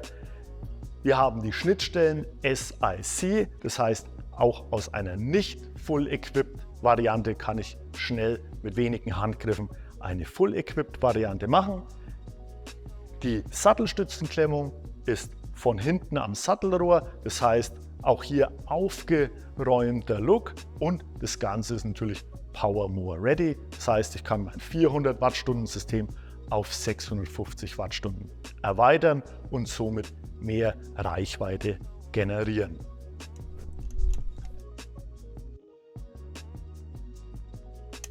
Willkommen bei unserem klassischen E-City-Modell, ein klassisches Stadtrad mit komfortablen Durchstieg. Ihr seht hier lauter Tiefeinsteiger und die bieten wir in den unterschiedlichsten Varianten für euch an. Unsere Supreme Hybrids kommen mit Nabenschaltung und Kette. Dann bekommen Sie im Namen den Zusatz Komfort. Nabenschaltung mit Gates Belt Drive ist in der Namensgebung Deluxe und die Supreme Hybrids ohne Namenszusatz sind unsere Kettenschaltungsvarianten. Aber ich führe euch jetzt mal nach und nach durch unser Supreme Hybrid Portfolio. Wir fangen an mit dem Supreme Hybrid One. Das Supreme Hybrid One kommt mit Nexus 8-fach Nabenschaltung. Hier der Zusatz Komfort, wie gerade schon erwähnt, das heißt Nabenschaltung mit Kette. Wir haben das Purion 200 von Bosch verbaut und bieten das Ganze für 2.499 € im Einstieg an. Natürlich haben wir bei unseren Supremes auch dieses Jahr unsere Rücktrittsmodelle wieder mit im Portfolio. Das seht ihr hier für 2.599 €. Die beiden Einstiegsmodelle kommen mit Bosch Active Plus Motor. Der Motor bietet 50 Newtonmeter Leistung. Alle Modelle, die wir mit Bosch Performance Motor und seinen 75 Newtonmetern verbauen, kommen im Modelljahr 25 neu mit der Enviolo City V2 Nabe. Die Enviolo City V2 bietet 310% Übersetzungsbereich. Es ist eine stufenlose Schaltung für einen guten Komfort beim Fahren. Ihr seht hier die Pro-Modelle für 3.149 € und ein Upgrade im Displaybereich vom Purion 200 jetzt zu dem großen Kiox 500. Natürlich wollten wir euch auch ein Rücktrittsmodell nicht nur mit Active Plus, sondern Performance Motor anbieten. Das seht ihr hier für 3.149 € und der Shimano Nexus 5-fach Nabenschaltung, die für euch die volle Leistung der 75 Newtonmeter des Bosch Motors abdecken kann. Als Highlight bei den Nabenschaltungsketten Supremes haben wir hier das Supreme Hybrid Comfort SLX für 3.699 €, jetzt mit dem Bosch CX Motor mit seinen 85 Newtonmetern. Wir haben hier eine RockShox Paragon Luftfedergabel vorne verbaut, also noch ein bisschen komfortabler. Wir haben außerdem ab dem Pro-Modell für euch an den Supremes auch für noch mehr Sicherheit ein Rahmenschloss verbaut. Kommen wir von unseren Ketten-Nabenschaltungsrädern zu unseren Riemen-Nabenschaltungsrädern, unsere Supreme Hybrid Deluxe Modelle. Wir starten im Einstieg bei 2.999 € mit Bosch Active Plus Motor und seinen 50 Newtonmetern. Außerdem haben wir ein Bosch Kiox 300 Display verbaut und die Shimano Nexus 8-fach Nabenschaltung. Auch hier im Portfolio ein Rücktrittmodell mit Gates Belt Drive für 3.199 €. Das Supreme RT Hybrid Deluxe EX kommt auch wie das Vorgängermodell mit der Shimano Nexus 8-fach und dem Kiox 300. Schauen wir weiter zu unserem Performance-Modell der Deluxe-Reihe, das Pro. Auch hier das Modell mit dem Bosch Performance Motor in Kombination mit der Enviolo City V2, die die 75 Newtonmeter des Bosch Motors voll ausschöpfen kann. Außerdem beim Pro noch als kleines Highlight eine Suntour Luftfedergabel on top. Preislich landen wir bei diesem Modell bei 3.499 €. Dann haben wir natürlich auch noch zwei CX-Modelle mit Nabenschaltung und Gates-Riemen. Wir starten hier mit dem Supreme Hybrid Deluxe SLX für 3.999 €. jetzt wieder mit der euch bekannten Enviolo Trekking 380 Narbe.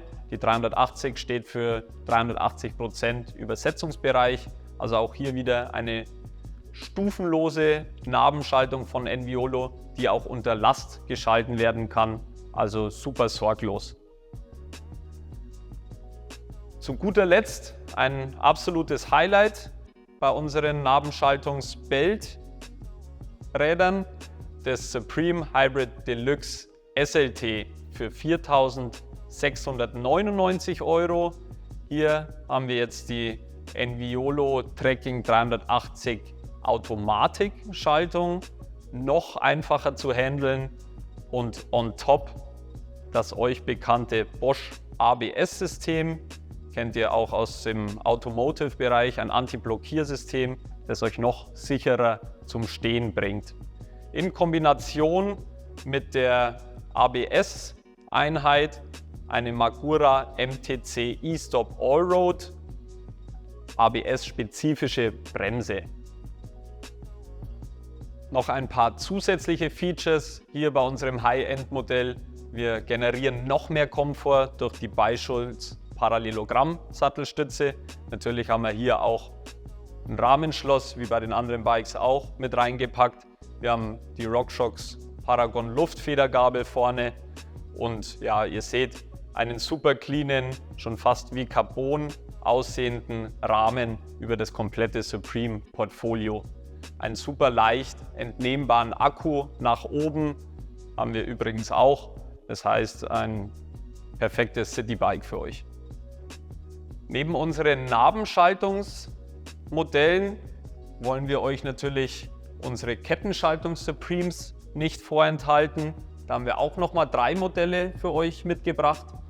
Unser Einstiegsmodell, das Supreme Hybrid One für 2.599 €, kommt mit Bosch Performance Motor und 75 Newtonmetern mit 500 Wattstunden Akku und der KÜS Linklight 10-fach-Schaltung. Unser Supreme Hybrid Pro, das mittlere Modell in der Range, für 2.999 €, auch mit Bosch Performance Motor. Wir haben jetzt hier ein kleines Upgrade beim Display von Purion 200 zu Kiox 300. Außerdem einen Gang mehr, nämlich jetzt mit der Shimano KÜS 11-fach Linklight. Kommen wir von unserem Pro zu unserem High-End-Modell in dieser Range, das Supreme Hybrid SLX, jetzt mit Bosch Performance CX und 85 Newtonmetern mit dem euch bekannten smarten System.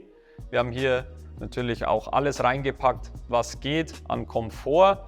Ein Schwalbe Marathon E+ Reifen, eine RockShox Paragon Luftfedergabel und auch hier jetzt wieder ein kleines Upgrade, was das Display betrifft, von Kiox 300 zu Kiox 500. Außerdem bei unseren Modellen Pro und SLX eine 4-Kolbenbremse vorne für noch mehr Bremskraft. Ich hoffe, ich konnte euch einen guten Überblick geben über unser breit gefächertes Supreme Hybrid Portfolio. Das sollte für jeden was dabei sein, ob Narbenschaltung mit Kette, Narbenschaltung mit Belt oder auch unsere Kettenschaltungsräder. Ihr habt hier ein super komfortables E-City Tiefeinsteigerrad.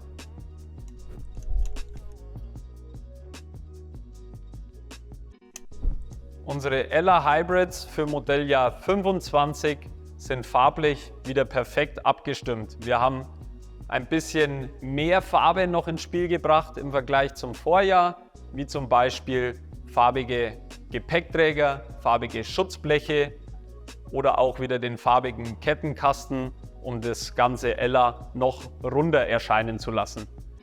Unsere Ella Hybrids landen bei 2.599 €. Wir haben 3 unterschiedliche Farben, alle mit Shimano Nexus 8-fach Narbenschaltung, einem Bosch Purion 200 Display und dem Bosch Active Plus Motor mit 50 Newtonmeter Leistung. Perfekt abgestimmt, natürlich auch die Anbauparts, wenn ihr euch anschaut, Reifen zu Sattel zu Griffe haben die gleiche Farbe, aber auch unsere verchromten Anbauteile wie der Lenker, Vorbau, Sattelstütze oder auch der Scheinwerfer. Ein super schickes, super stylisches E-City-Rad, mit dem ihr durch jede City cruisen könnt.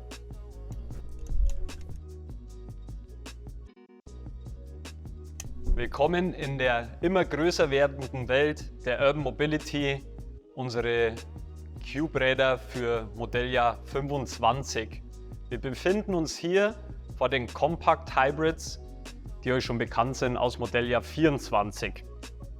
Wir bringen unsere Compacts wieder in 2 Ausstattungsvarianten, je 2 Farben, einmal mit Kettenschaltung und einmal mit Nabenschaltung. Hier befinden wir uns vor den Kettenschaltungs-Compacts. Diese Räder kommen mit Shimano Tiagra 10-fach-Schaltung. Wir haben bei unseren Compacts einen On-Tube 500 Wattstunden Akku von Bosch. Angetrieben werden die Räder von dem Bosch Performance Motor mit seinen 65 Newtonmetern Leistung. Ihr seht im Cockpit das Bosch Purion Display. Und wir haben bei unseren Compacts außerdem 20 Zoll Laufräder für euch und 2 4er Schwalbereifen für noch mehr Komfort. Wenn wir mal um die Ecke rumgehen, seht ihr, wie gerade schon beschrieben, unsere Compacts mit der euch bekannten Shimano Nexus 5-fach Nabenschaltung. Wir fahren bei all unseren Rädern das One-Size-Konzept. Das heißt, alle Leute zwischen 1,60 und 1,90 Meter finden hier bequem auf unseren Rädern Platz. Ihr seht zum Beispiel im vorderen Bereich einen Speedlifter, mit dem ihr schön die Höhe eures Cockpits einstellen könnt. Beide Ausstattungsvarianten bekommt ihr für 2.599 €. Ich denke, da ist für euch alle was dabei. Also lasst das Auto in der Garage stehen und nichts wie rauf auf eines unserer Compact Hybrids.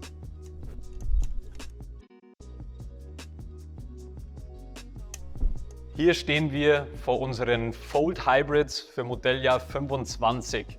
Ein super kompakter Commuter, den ihr zum Pendeln in die Arbeit, aber auch über Land oder vor allem in der City nutzen könnt. Ihr könnt das Rad zusammenfalten, ideal, um es in eure Wohnung oder in euer Haus tragen zu können. Ihr seht hier 4 super schöne neue Farboptionen. Wir bieten euch wieder 2 Modellvarianten in je 2 Farben. Wir haben einmal unsere Kettenschaltungsräder, aber auch unsere Nabenschaltungsräder. Wir starten hier bei den Kettenschaltungsmodellen. Die kommen mit Shimano Tiagra 10-fach Schaltung und dem Bosch Active Plus Motor mit 50 Newtonmetern Leistung. Wir haben im Cockpit-Bereich das Bosch Purion Display und einen On-Tube Akku mit 500 Wattstunden. Und wenn wir mal weiter schauen, wie gerade schon erwähnt, haben wir hier bei unseren Fold Hybrids auch in diesem Jahr wieder die Nabenschaltungsmodelle für euch mitgebracht. Die kommen jetzt mit Shimano Nexus 5-fach Nabenschaltung und dem euch bekannten Bosch Performance Motor mit 65 Newtonmetern Leistung. Hier unten seht ihr ganz schön das zusammengefaltene Fold Hybrid. Das heißt, ihr habt einen umklappbaren Lenker, ihr habt hier in der Mitte den Faltmechanismus schön zu sehen. Ja, mit einfachem Druck auf den Push-Button könnt ihr das Rad dann zusammenfalten. Wir haben hinten eine Click-Fix-Lösung. Das heißt, das Vorderrad klickt an der Gabel an dem Hinterbau ein. Also super kompakt zusammengefaltet. Wir haben außerdem ein sehr wartungsarmes Modell mit Gates Riemenantrieb und einen Mittelbauständer zum Abstellen des Fold Hybrids. Ihr könnt das Rad super leicht an dem Tragegriff in der Mitte nach oben heben und wieder abstellen. Außerdem auch noch ein Unterschied zu unseren Kettenschaltungsrädern. Wir haben jetzt hier das Bosch Nyon Display, ein super schönes großes Display, mit dem ihr euch auch easy navigieren lassen könnt. Zu den Preisen. Unsere Kettenschaltungsmodelle liegen bei 2.799 € und unsere Komfort, das heißt Nabenschaltungsmodelle, sind bei 3.399 €.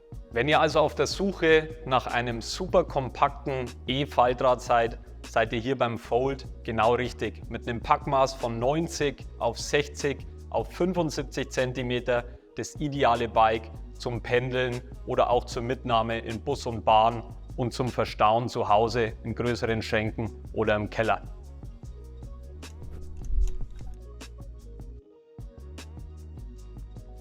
Das New Road Hybrid C62 ist unser E-Gravel mit leichtem Bosch SX Motor und breiten Einsatzbereich.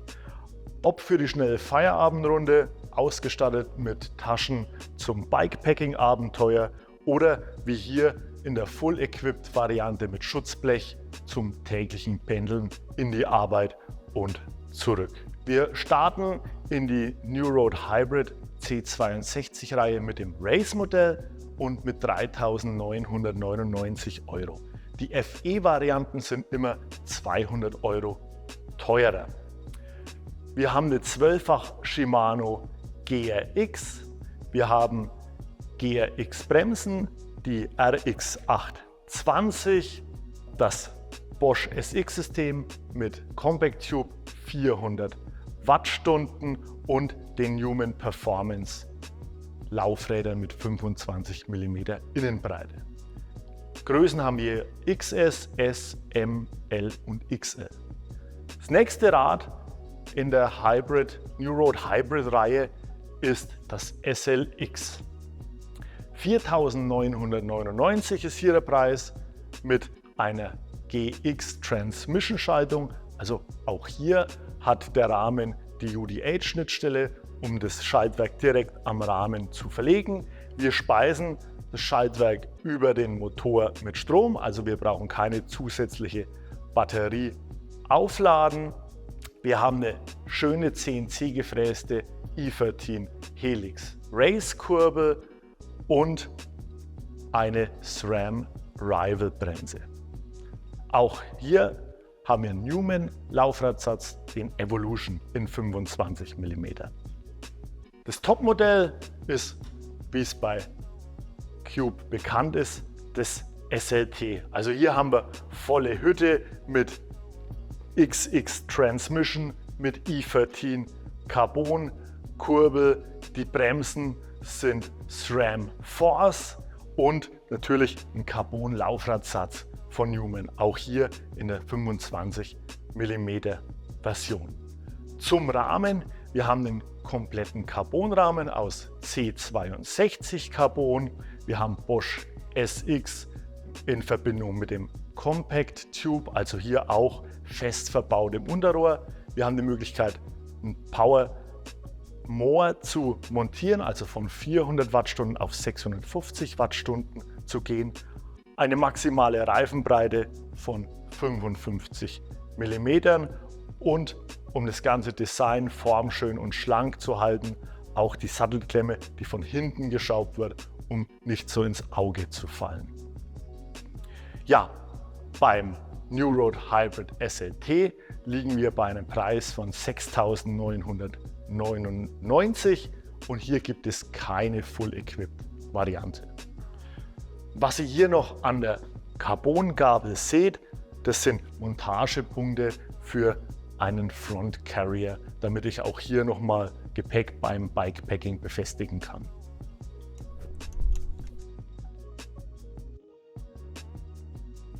Hier befinden wir uns bei unserem super intuitiven und leicht zu fahrenden Trike Hybrid. Das ist das ideale Rad, das Premium-Rad für Familien mit Kindern. Ihr seht hier hinten unsere Box mit den Kindersitzen und einer maximalen zulässigen Zuladung von 60 Kilogramm. Insgesamt haben wir ein maximales Systemgewicht bei unseren Trikes von 220 Kilogramm. Wir bieten unsere Trikes in zwei Optionen, und zwar zum einen in der Family-Variante, eben wie schon erwähnt, mit Kindersitz und Regenverdeck. Dieses Modell haben wir in 3 Farben für euch und wir haben ein zusätzliches Cargo-Modell mit verstellbarem Cargo-Verdeck. Unsere Trike Hybrids bringen wir für euch immer mit der Enviolo Trekking Heavy Duty Nabe und dem Bosch CX Cargo Line mit seinen 85 Newtonmetern Leistung. Das Besondere an unseren Trikes ist mit Sicherheit der spezielle Neigemechanismus in der Mitte des Rads, bei dem der hintere Anteil, sprich die Box, immer waagerecht bleibt und ihr euch super in Kurven legen könnt und ein sehr angenehmes Fahrgefühl generieren könnt. Unsere Räder kommen immer mit 750 Wattstunden Akku von Bosch. Sollten euch diese 750 Wattstunden nicht ausreichen, habt ihr die Option, euch einen zweiten Akku für 1000 € mehr zu kaufen. Das heißt, ihr habt dann die doppelte Reichweite mit 1500 Wattstunden. Außerdem haben wir an unseren Trikes ein Bosch Kiox 300 Display verbaut und wir starten in unserer Modellreihe bei 6.499 € in der Cargo-Version und 6.999 € für das Family-Modell. Wie gesagt, zusätzliche 750 Wattstunden bedeuten nochmal 1000 € on top. Auch bei unseren Trike Hybrids kommt das euch bekannte One-Size-Konzept zum Tragen. Das heißt, von 1,60 Meter bis 1,90 Meter findet jede Person komfortabel Platz auf unseren Rädern. Außerdem haben wir noch ein zusätzliches Schmankerl für euch, und zwar die Lagerschalen an der Front, oben und unten am Steuerrohr, an denen ihr easy unseren Frontgepäckträger nachrüsten könnt über eine einfache Schellenlösung. Das heißt, ihr könnt nochmal zusätzliche 20 Kilogramm mehr mit an Bord packen. Solltet ihr zusätzlich noch ein paar Kleinigkeiten wie alltägliche Sachen, Geldbeutel, Handy oder sonstiges mitnehmen wollen, habt ihr noch ein extra Staufach am Unterrohr unserer Trikes. Wie schon erwähnt, das ideale Premium-Rad für euch in unserem Urban-Segment.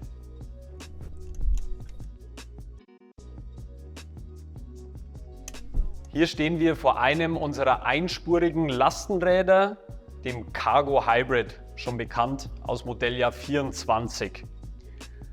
Ein Lastenrad ideal für Familien mit Kindern, aber auch ideal geeignet als Transportrad. Mit der Box vorne mit einem maximalen Systemgewicht von 220 Kilogramm. In der Box selbst könnt ihr bis zu 60 Kilogramm zuladen. Wir bieten unsere Cargos in einer Nabenschaltungsvariante, haben aber zudem für euch auch noch ein Kettenschaltungsmodell im Portfolio. Unsere Nabenschaltungs-Cargo Hybrids kommen mit der Enviolo Heavy Duty Nabe, die super harmoniert mit dem Bosch CX Cargo Line Motor und seinen 85 Newtonmetern Leistung. Die Kettenschaltungsvarianten kommen mit Shimano Deore 10-fach-Schaltung. Wir haben bei beiden Rädern eine Suntour Luftfedergabel mit 80 mm Federweg. Wir haben vorne ein 20 Zoll Laufrad, hinten 27,5 Zoll. Wir haben außerdem 2 6er Schwalbereifen für euch im Gepäck für hohe Belastungen bei unseren Cargo Hybrids.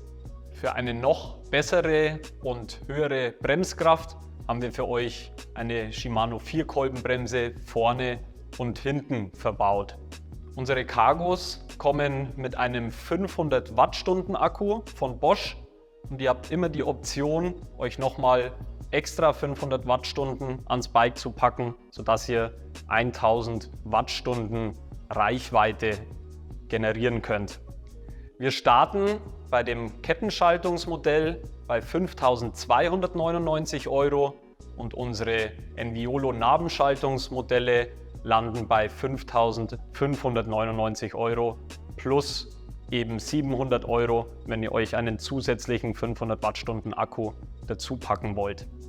Und natürlich könnt ihr euch auch jederzeit an unserem umfangreichen Zubehörpaket bedienen. Das heißt, Wir haben ein Regenverdeck für euch mit dem Gepäck oder aber auch die Sitzbank für den Transport eurer Kinder. Unsere Cargos kommen auch in dem euch bekannten One-Size-Konzept.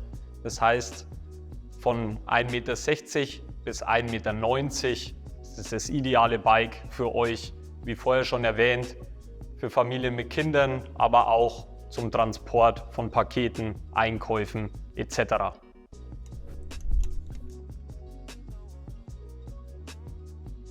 Ein absolutes Highlight in unserem Urban-Segment ist mit Sicherheit unser Longtail Hybrid.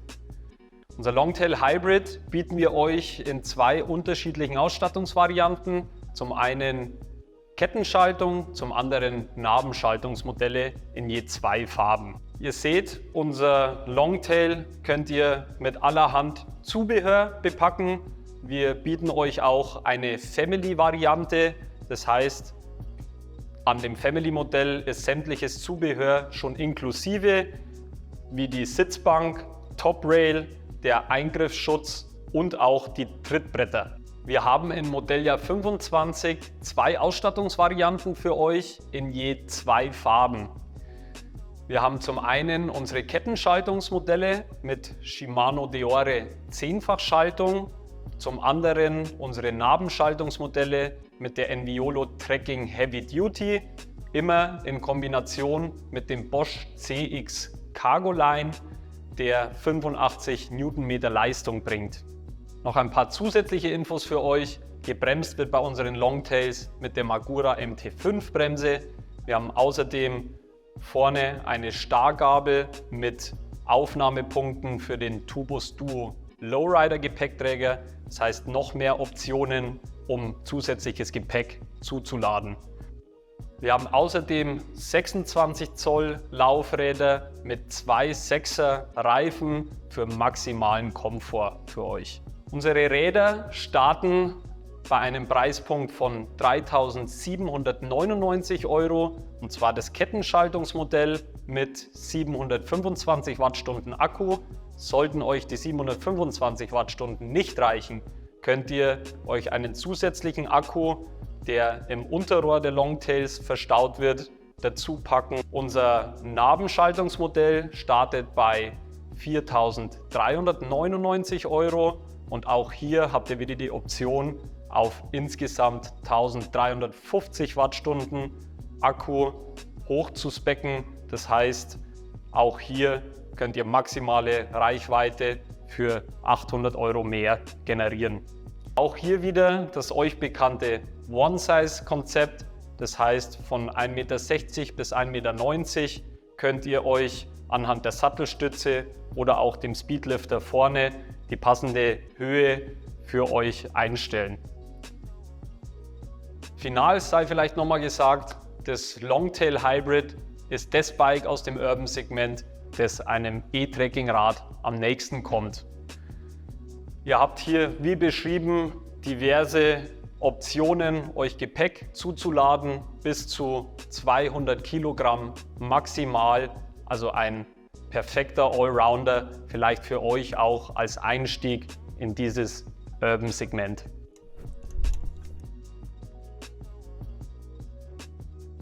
Wir sehen hier die ganze Bandbreite der leichten Kids-Bikes von Cubes und das heißt, wir sind bei New Move. Das Hauptaugenmerk bei der ganzen New Move-Linie liegt natürlich darauf, das Gewicht möglichst zu reduzieren, wirklich ganz leichte Kids-Bikes anzubieten. Die Serie erstreckt sich von einem 12 Zoll, also New Move 120, liegt preislich bei 379 über die verschiedensten Größen, Laufradgrößen bis hoch zum New Move 240 dann für 549 €. Wir haben hier wirklich auf jedes Detail geschaut, um das Gewicht möglichst gering zu halten. Wir haben natürlich Aluminiumrahmen, wir haben auch eine Voll-Aluminium-Gabel, auch Cockpitteile wie Lenker, Vorbau, Sattelstütze sind aus Aluminium gefertigt, natürlich auch immer in den entsprechenden kleineren Durchmessern, was die Griffe und die Lenkerdurchmesser angeht, um hier die perfekte Ergonomie zu erreichen. Alle Bikes sind auch mit V-Brake immer ausgestattet, um das Gewicht zu reduzieren. Sonderfall natürlich hier beim ganz kleinen, beim 12 Zoll. Da haben wir am Vorderrad die Felgenbremse. Hinten haben wir natürlich noch den Rücktritt für entsprechende Sicherheit. Ein Sonderfall, den wir auch hier bei dem NewMove 200 und 240 sehen, ist nochmal diese Feinverstellung, Feinjustierung am Cockpit. Also mit diesem Vorbau-Lenkersystem kann das Rad nochmal in kleinen Steps mitwachsen und eben perfekt auf die Ergonomie der Fahrerin, des Fahrers abgestimmt werden. Beim 20 und beim 24 Zoll haben wir auch Versionen mit einer Vollausstattung, nennt sich dann mit dem Zusatz Street. Haben auch immer dieselbe 1x8-Gang Shimano-Schaltung wie die normalen NewMove-Modelle, aber hier kommt natürlich hinzu noch Lichtanlage, Schutzblech, Gepäckträger. Das Ganze wird gespeist über eine Nabendynamo und auch als Modell LA 200 und LA 240 das Ganze dann mit einem Tiefeinstieg hier im Rahmen, parallel eben auch leichte Bikes, die aber eine absolut verkehrssichere Vollausstattung bieten. Ob bei den sportiven oder jetzt hier auch bei den voll ausgestatteten NewMove Bikes haben wir natürlich auch Augenmerk auf die Reifenwahl gelegt. Wir arbeiten hier mit Schwalbe zusammen, also leichte Reifen. Einmal hier der Smart Sam im NewMove 24 Zoll, kosten in der voll ausgestatteten Version übrigens 599 € und der Little Joe dann in der 20 Zoll Version, da liegen wir bei 579 €. Also hier auch bei den Bikes wirklich leichte Reifen, die nochmal das Trägheitsmoment nach unten bringen und einfach ein spritziges Fahrverhalten generieren.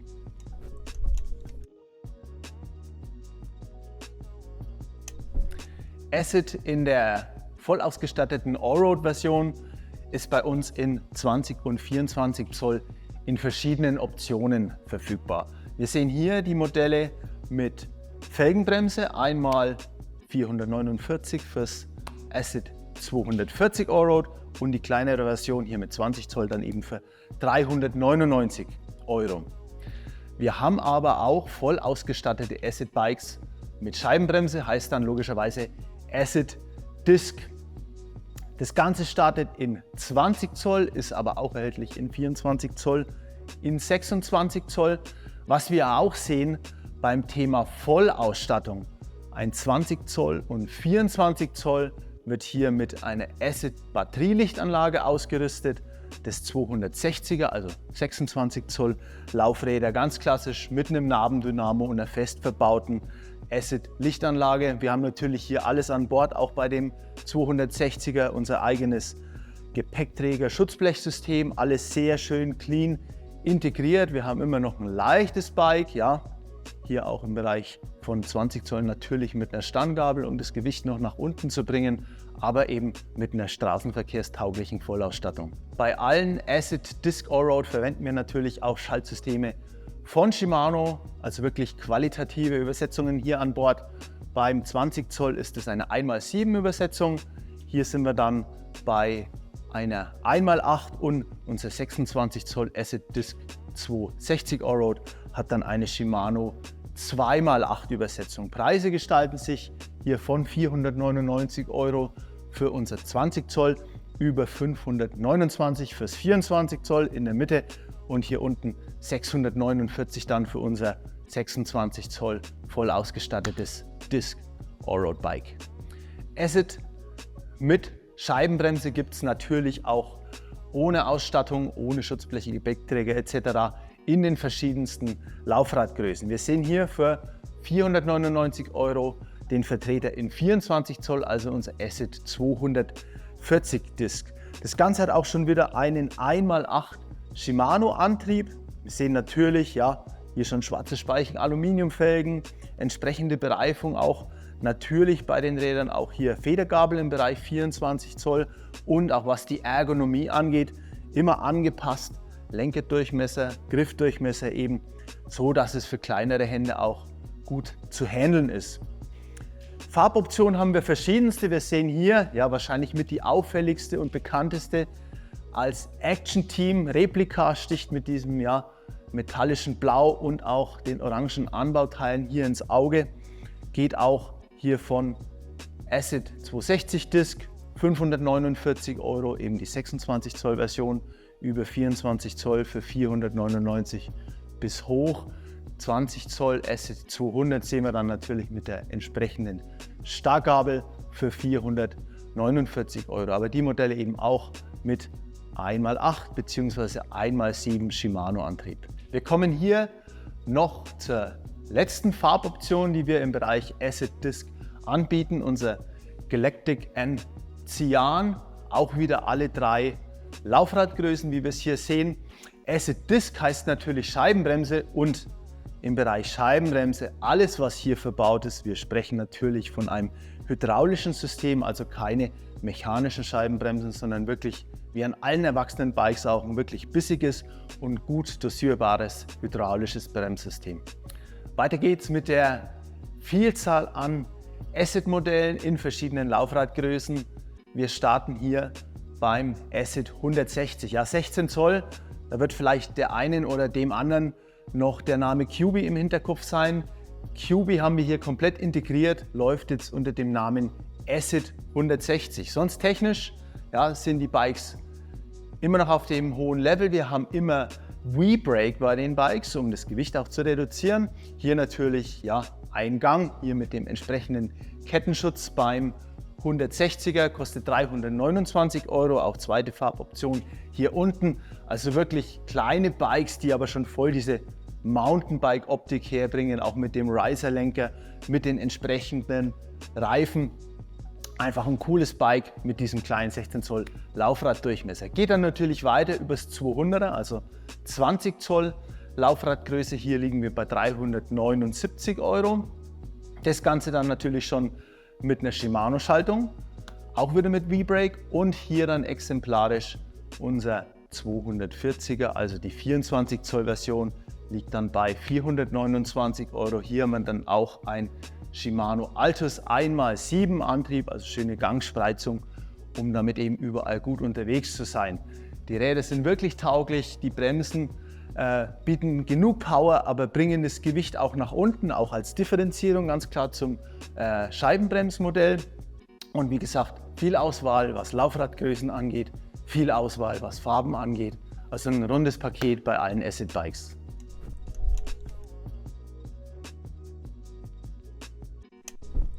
Im Bereich der Kids Bikes decken unsere Reaction Modelle noch 2 spezielle Einsatzbereiche ab. Einmal hier ein bekanntes Modell, unser Reaction 200 Pro und 240 Pro, spiegelt sich eigentlich auch wieder, wie wir es im Erwachsenenbereich sehen. Hier eher der Einsatzbereich natürlich Leichtbau, fast schon rennorientiert, also ein sehr leichter Aluminiumrahmen. Wir haben hier eine Vollcarbon-Starrgabel, wir haben Steckachsen, also hier auch wirklich das Rad leicht und wendig zu halten, haben hier auch Newman-Laufräder verbaut, um das Gewicht nochmal nach unten zu drücken. Arbeiten hier natürlich mit hydraulischen Scheibenbremsen an beiden Bikes. Schaltung unterscheidet sich ein bisschen. Wir haben hier einmal das brandneue Shimano Qs 1x11 Schaltsystem an Bord und hier beim 20 Zoll für 749 €. Wir liegen hier bei 849 für den größeren Bruder von dem Bike. Hier sind wir bei einem Microshift Ecolite 1x8 Schaltsystem. Natürlich immer Aluminiumkurbeln mit an Bord, um das Gewicht auch nach unten zu drücken. Entsprechendes Cockpit hier mit unseren Cube-eigenen Komponenten von den Klemmdurchmessern reduziert, um eine perfekte Ergonomie auch für kleine Hände zu gewährleisten. Wir kommen dann zu einer neuen Sparte, auch ähnlich wie bei den erwachsenen Bikes, Reaction TM, also TM Abkürzung für Trail Motion. Hier sind eher die wirklich Spaßbikes, wirklich kleine Trail Hardtail Bikes, wie wir es auch bei den größeren erwachsenen Bikes sehen. Ganze natürlich auch in 200, also 20 Zoll und 240. Preise liegen hier bei 949 fürs große Bike in 24 Zoll und 849 für die 20 Zoll Version. Beide haben natürlich Federgabeln, auch Luftfedergabeln. Wir sehen hier auch schon die Durchmesser von den Federgabeln, vermitteln schon Robustheit und fast schon ein bisschen Enduro-Feeling von der Optik her. Auch die Reifenauswahl natürlich etwas mehr Volumen, Qualitätsreifen von Schwalbe hier mit an Bord. Auch hier ein Microshift Ecolite Schaltsystem. Einfach natürlich hier mit den Kettenschutzringen noch, um die Kette wirklich sicher zu führen. Auch mit dem verkürzten Käfig hinten am Schaltwerk, so ein kleines Detail, was aber dann im Gelände natürlich eine Rolle spielt, wenn ich einfach mehr Bodenfreiheit habe, um hier Schäden oder was zu verhindern. Beim 200er haben wir hier ein hydraulisches Shimano Bremssystem an Bord und on top nochmal hier beim 240er, also ähnlich wie wir es auch bei den Erwachsenen-Bikes haben, haben wir die Magura MT30 Bremsanlage an Bord, kombinieren hier 2 Kolbenzange hinten, um das Gewicht im Zaum zu halten, mit einer 4 Kolbenzange vorne, um eben da noch mehr Biss in der Bremsleistung zu entwickeln. Also hier schließt sich die ganze Sache noch, dass unsere Reaction-Serie dieses Thema Trail Hardtail auch für die Kleinen mit abdeckt für Modelljahr 25.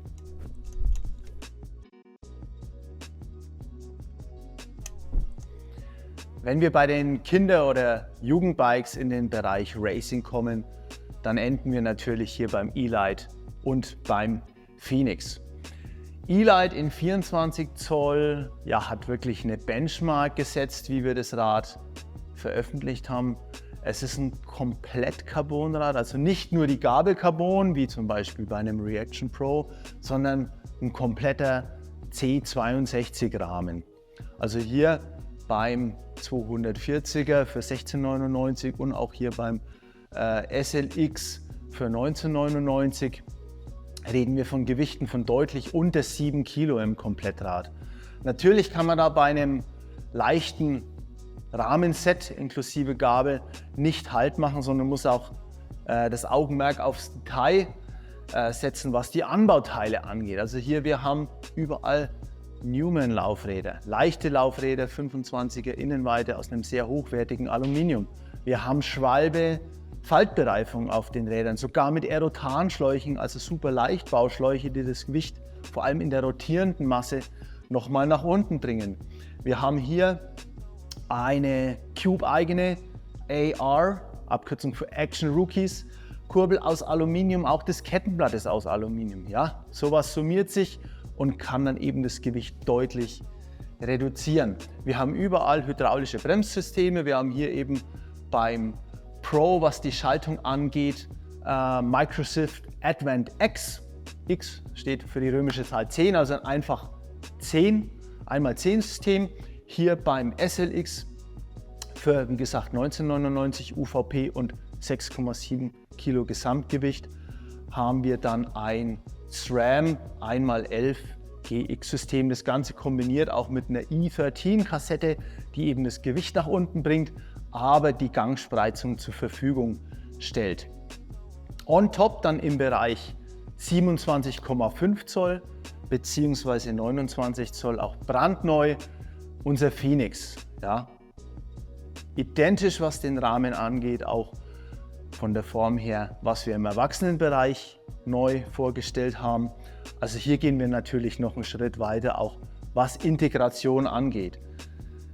Liegt bei 16,99, wie wir es hier sehen. Und wir haben voll integrierte Züge, also alle Züge, Bremsleitung läuft durch den Rahmen durch, haben hier natürlich auch Pressfit-Innenlager. Auch ein schönes Detail, wenn wir uns den Sitzrohrknoten anschauen, diese neue integrierte Sattelstützklemmung, wo wir über eine Wedge, über eine Klemmplatte die Sattelstütze hinten fixieren und von der Seite ist das ganze System ganz clean, praktisch unsichtbar. Was es auch noch bietet, ist natürlich ein UDH-Ausfallende, also dieses standardisierte Schaltauge, was vor allem die Ersatzteilversorgung deutlich vereinfacht hat, auch noch technische Features, dass hier ein kleiner Schutz angebracht ist, der verhindert, dass die Kette zum Beispiel übers kleinste Ritzel sich verklemmen kann. Aber Hauptaugenmerk hier natürlich einfach leicht ein Ersatzteil zur Verfügung zu stellen, falls da wirklich mal was passieren könnte, was im Renneinsatz natürlich immer der Fall ist. Hier dann auch eine Suntour Luftgabel verbaut, das Ganze natürlich mit 100 mm Federweg vorne und auch steuerbar über einen Remote Lockout vom Lenker aus, dass ich, wenn ich eben den Sprint anziehe, hier nochmal die Gabel praktisch stilllegen kann, um noch mehr Vorwärtsenergie zu generieren. Also von 24 Zoll in unserem Eli 240, über 27,5 Zoll hier im Phoenix, auch bis 29 Zoll, die komplette Palette für Kids, für Jugendliche, für den Bereich Cross-Country Racing im Modelljahr 2025 bei Cube.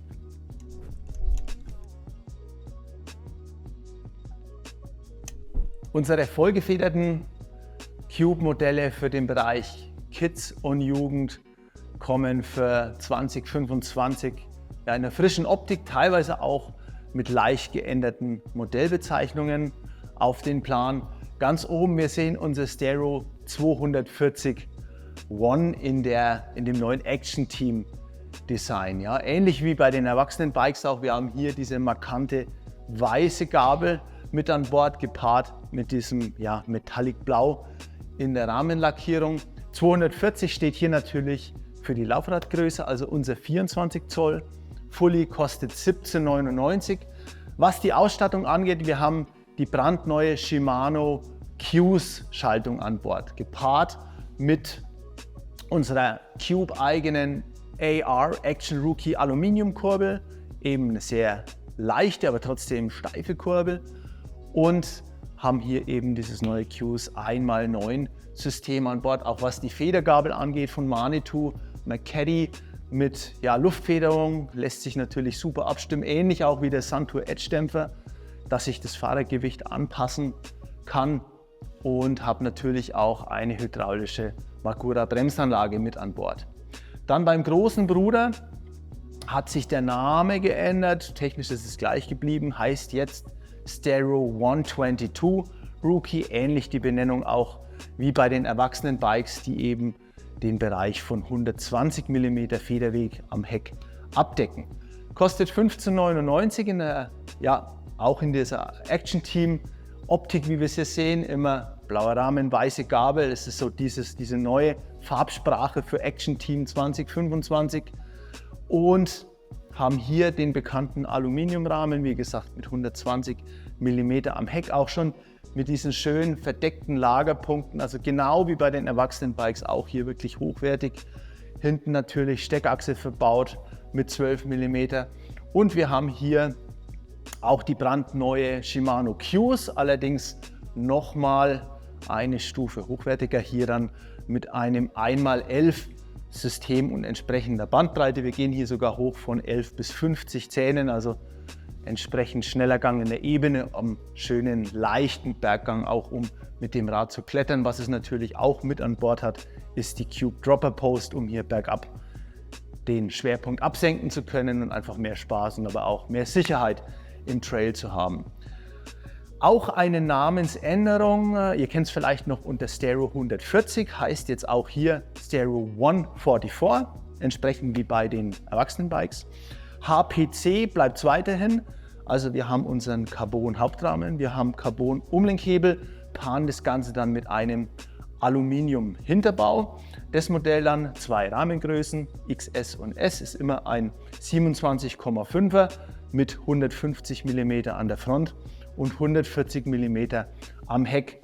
Wir schauen auch noch mal genauer auf die Federungskomponenten, wirklich hochwertig und auch passend auch zu diesem Einsatzzweck. Ja, es heißt ja Rookie, hat aber auch so ein bisschen diese TM-Farbe, dieses Oliv, also schlägt die Brücke zu den erwachsenen TM-Modellen. Mazzocchi natürlich ein ganz starker Name für diesen Bereich Trail, All Mountain, Enduro, und haben hier eben die Bombergabel von Mazzocchi an Bord und auch den neuen Dämpfer. Wir sehen es mit Ausgleichsbehälter, verbessert natürlich nochmal die Traktion, die Performance auf dem Trail, eben für junge Piloten und Pilotinnen, die hier richtig Gas geben wollen. Was die Bremsanlage angeht, haben wir hier auch wieder unsere bewährte Magura MT30 mit an Bord, paaren das Ganze zwei Kolben hinten, um das Gewicht zu reduzieren, mit einer 4 Kolben am Vorderrad, um hier die Bissigkeit noch zu erhöhen, eben auch auf langen Abfahrten, um hier sicher unterwegs zu sein.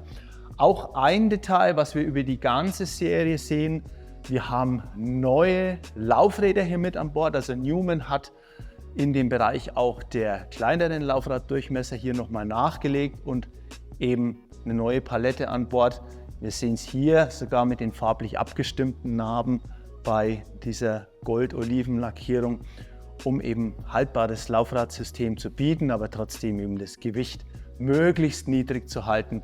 Und wir sehen von 24 Zoll über dann die 120 mm Federwegsklasse bis hoch zu unserem 140, 150 mm Bike, unser 144. Alles im Programm für die Jugendlichen, für die kleineren Pilotinnen und Piloten bei Cube im Modelljahr 2025.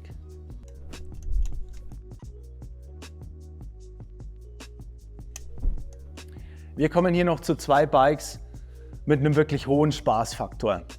Unsere Flying Circus sind die klassischen Dirt Jump oder Pump Track Bikes. Wir bieten das Ganze jeweils für 999 € UVP in 26 Zoll an, wie wir es hier oben sehen, oder auch die 240er, also 24 Zoll Version, nochmal etwas kompakter für kleinere Pilotinnen oder Piloten, die damit um den Pump Track sausen wollen.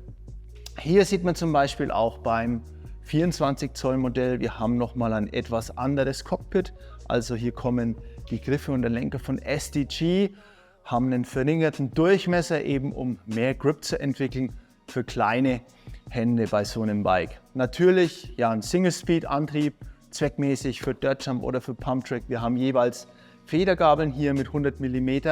Das Ganze auch hier über Luft abstimmbar, was ja Sinn macht, eben nach Fahrergewicht das Ganze noch zu justieren. Und natürlich haben wir hier Scheibenbremsen an Bord. Also zwei wirkliche Kandidaten, um Spaß zu haben auf dem Pump Track, auf der BMX-Bahn, auf der Dirt Jump Bahn. Hier in 26 Zoll und in 24 Zoll für Modelljahr 25 eben noch mit einem schönen Farbupdate hier in Haze Blue Reflex, unsere Flying Circus Modelle.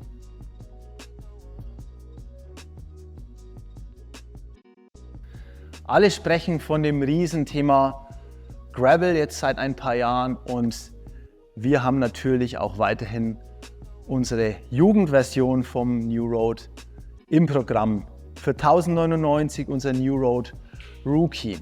Wenn ihr euch auch in der normalen Erwachsenenpalette der Cube New Road Bikes auskennt, werdet ihr leicht sehen, dass wir hier auch beim New Road Rookie schon die zweite Qualitätsstufe unserer Aluminiumrahmen nehmen. Also wir haben hier ein 12 mm Ausfallende mit Steckachse. Wir haben schon die integrierte Sattelstützklemmung.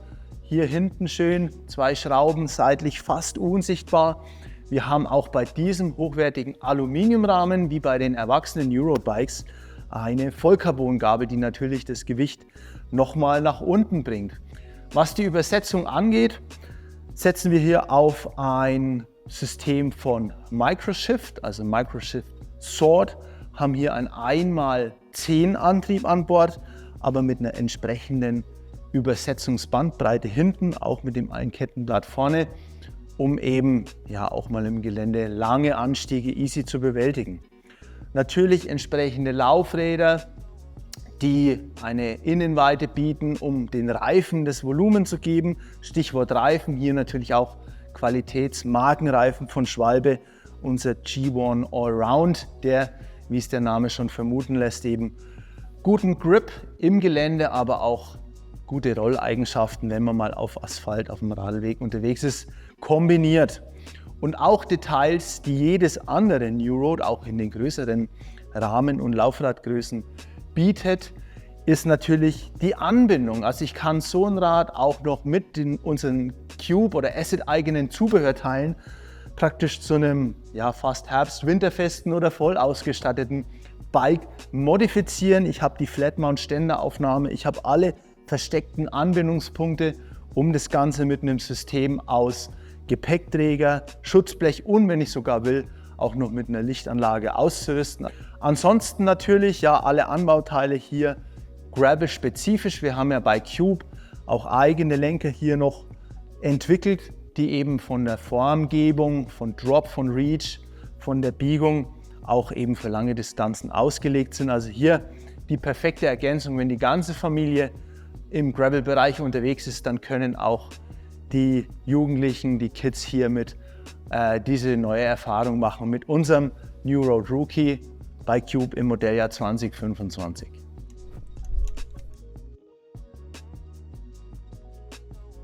In Modelljahr 25 haben wir natürlich auch was für unsere jüngsten Fahrer im Hybrid-Portfolio.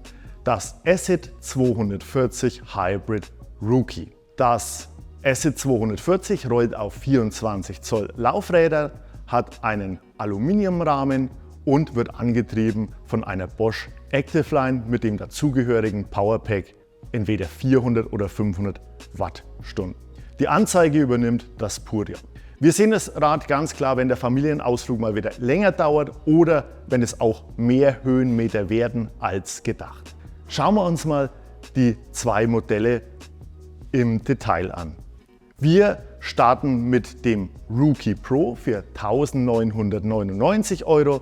Wir haben eine Suntour Coilgabel, verzögert wird mit einer Shimano MT200 Scheibenbremse und wir haben eine Shimano Q's 9-fach-Schaltung.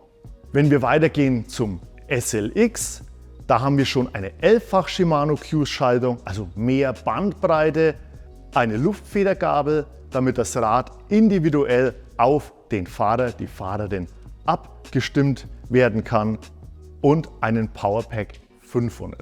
Wie ich eingangs schon erwähnt habe, einmal 400 Wattstunden, einmal 500 Wattstunden. Aus Sicherheitsgründen sind die beiden Räder auf 20 km/h limitiert. Das kann aber beim Händler vor Ort auf 25 km/h angehoben werden. Ja, das sind unsere Acid 240 Hybrid Rookie Räder.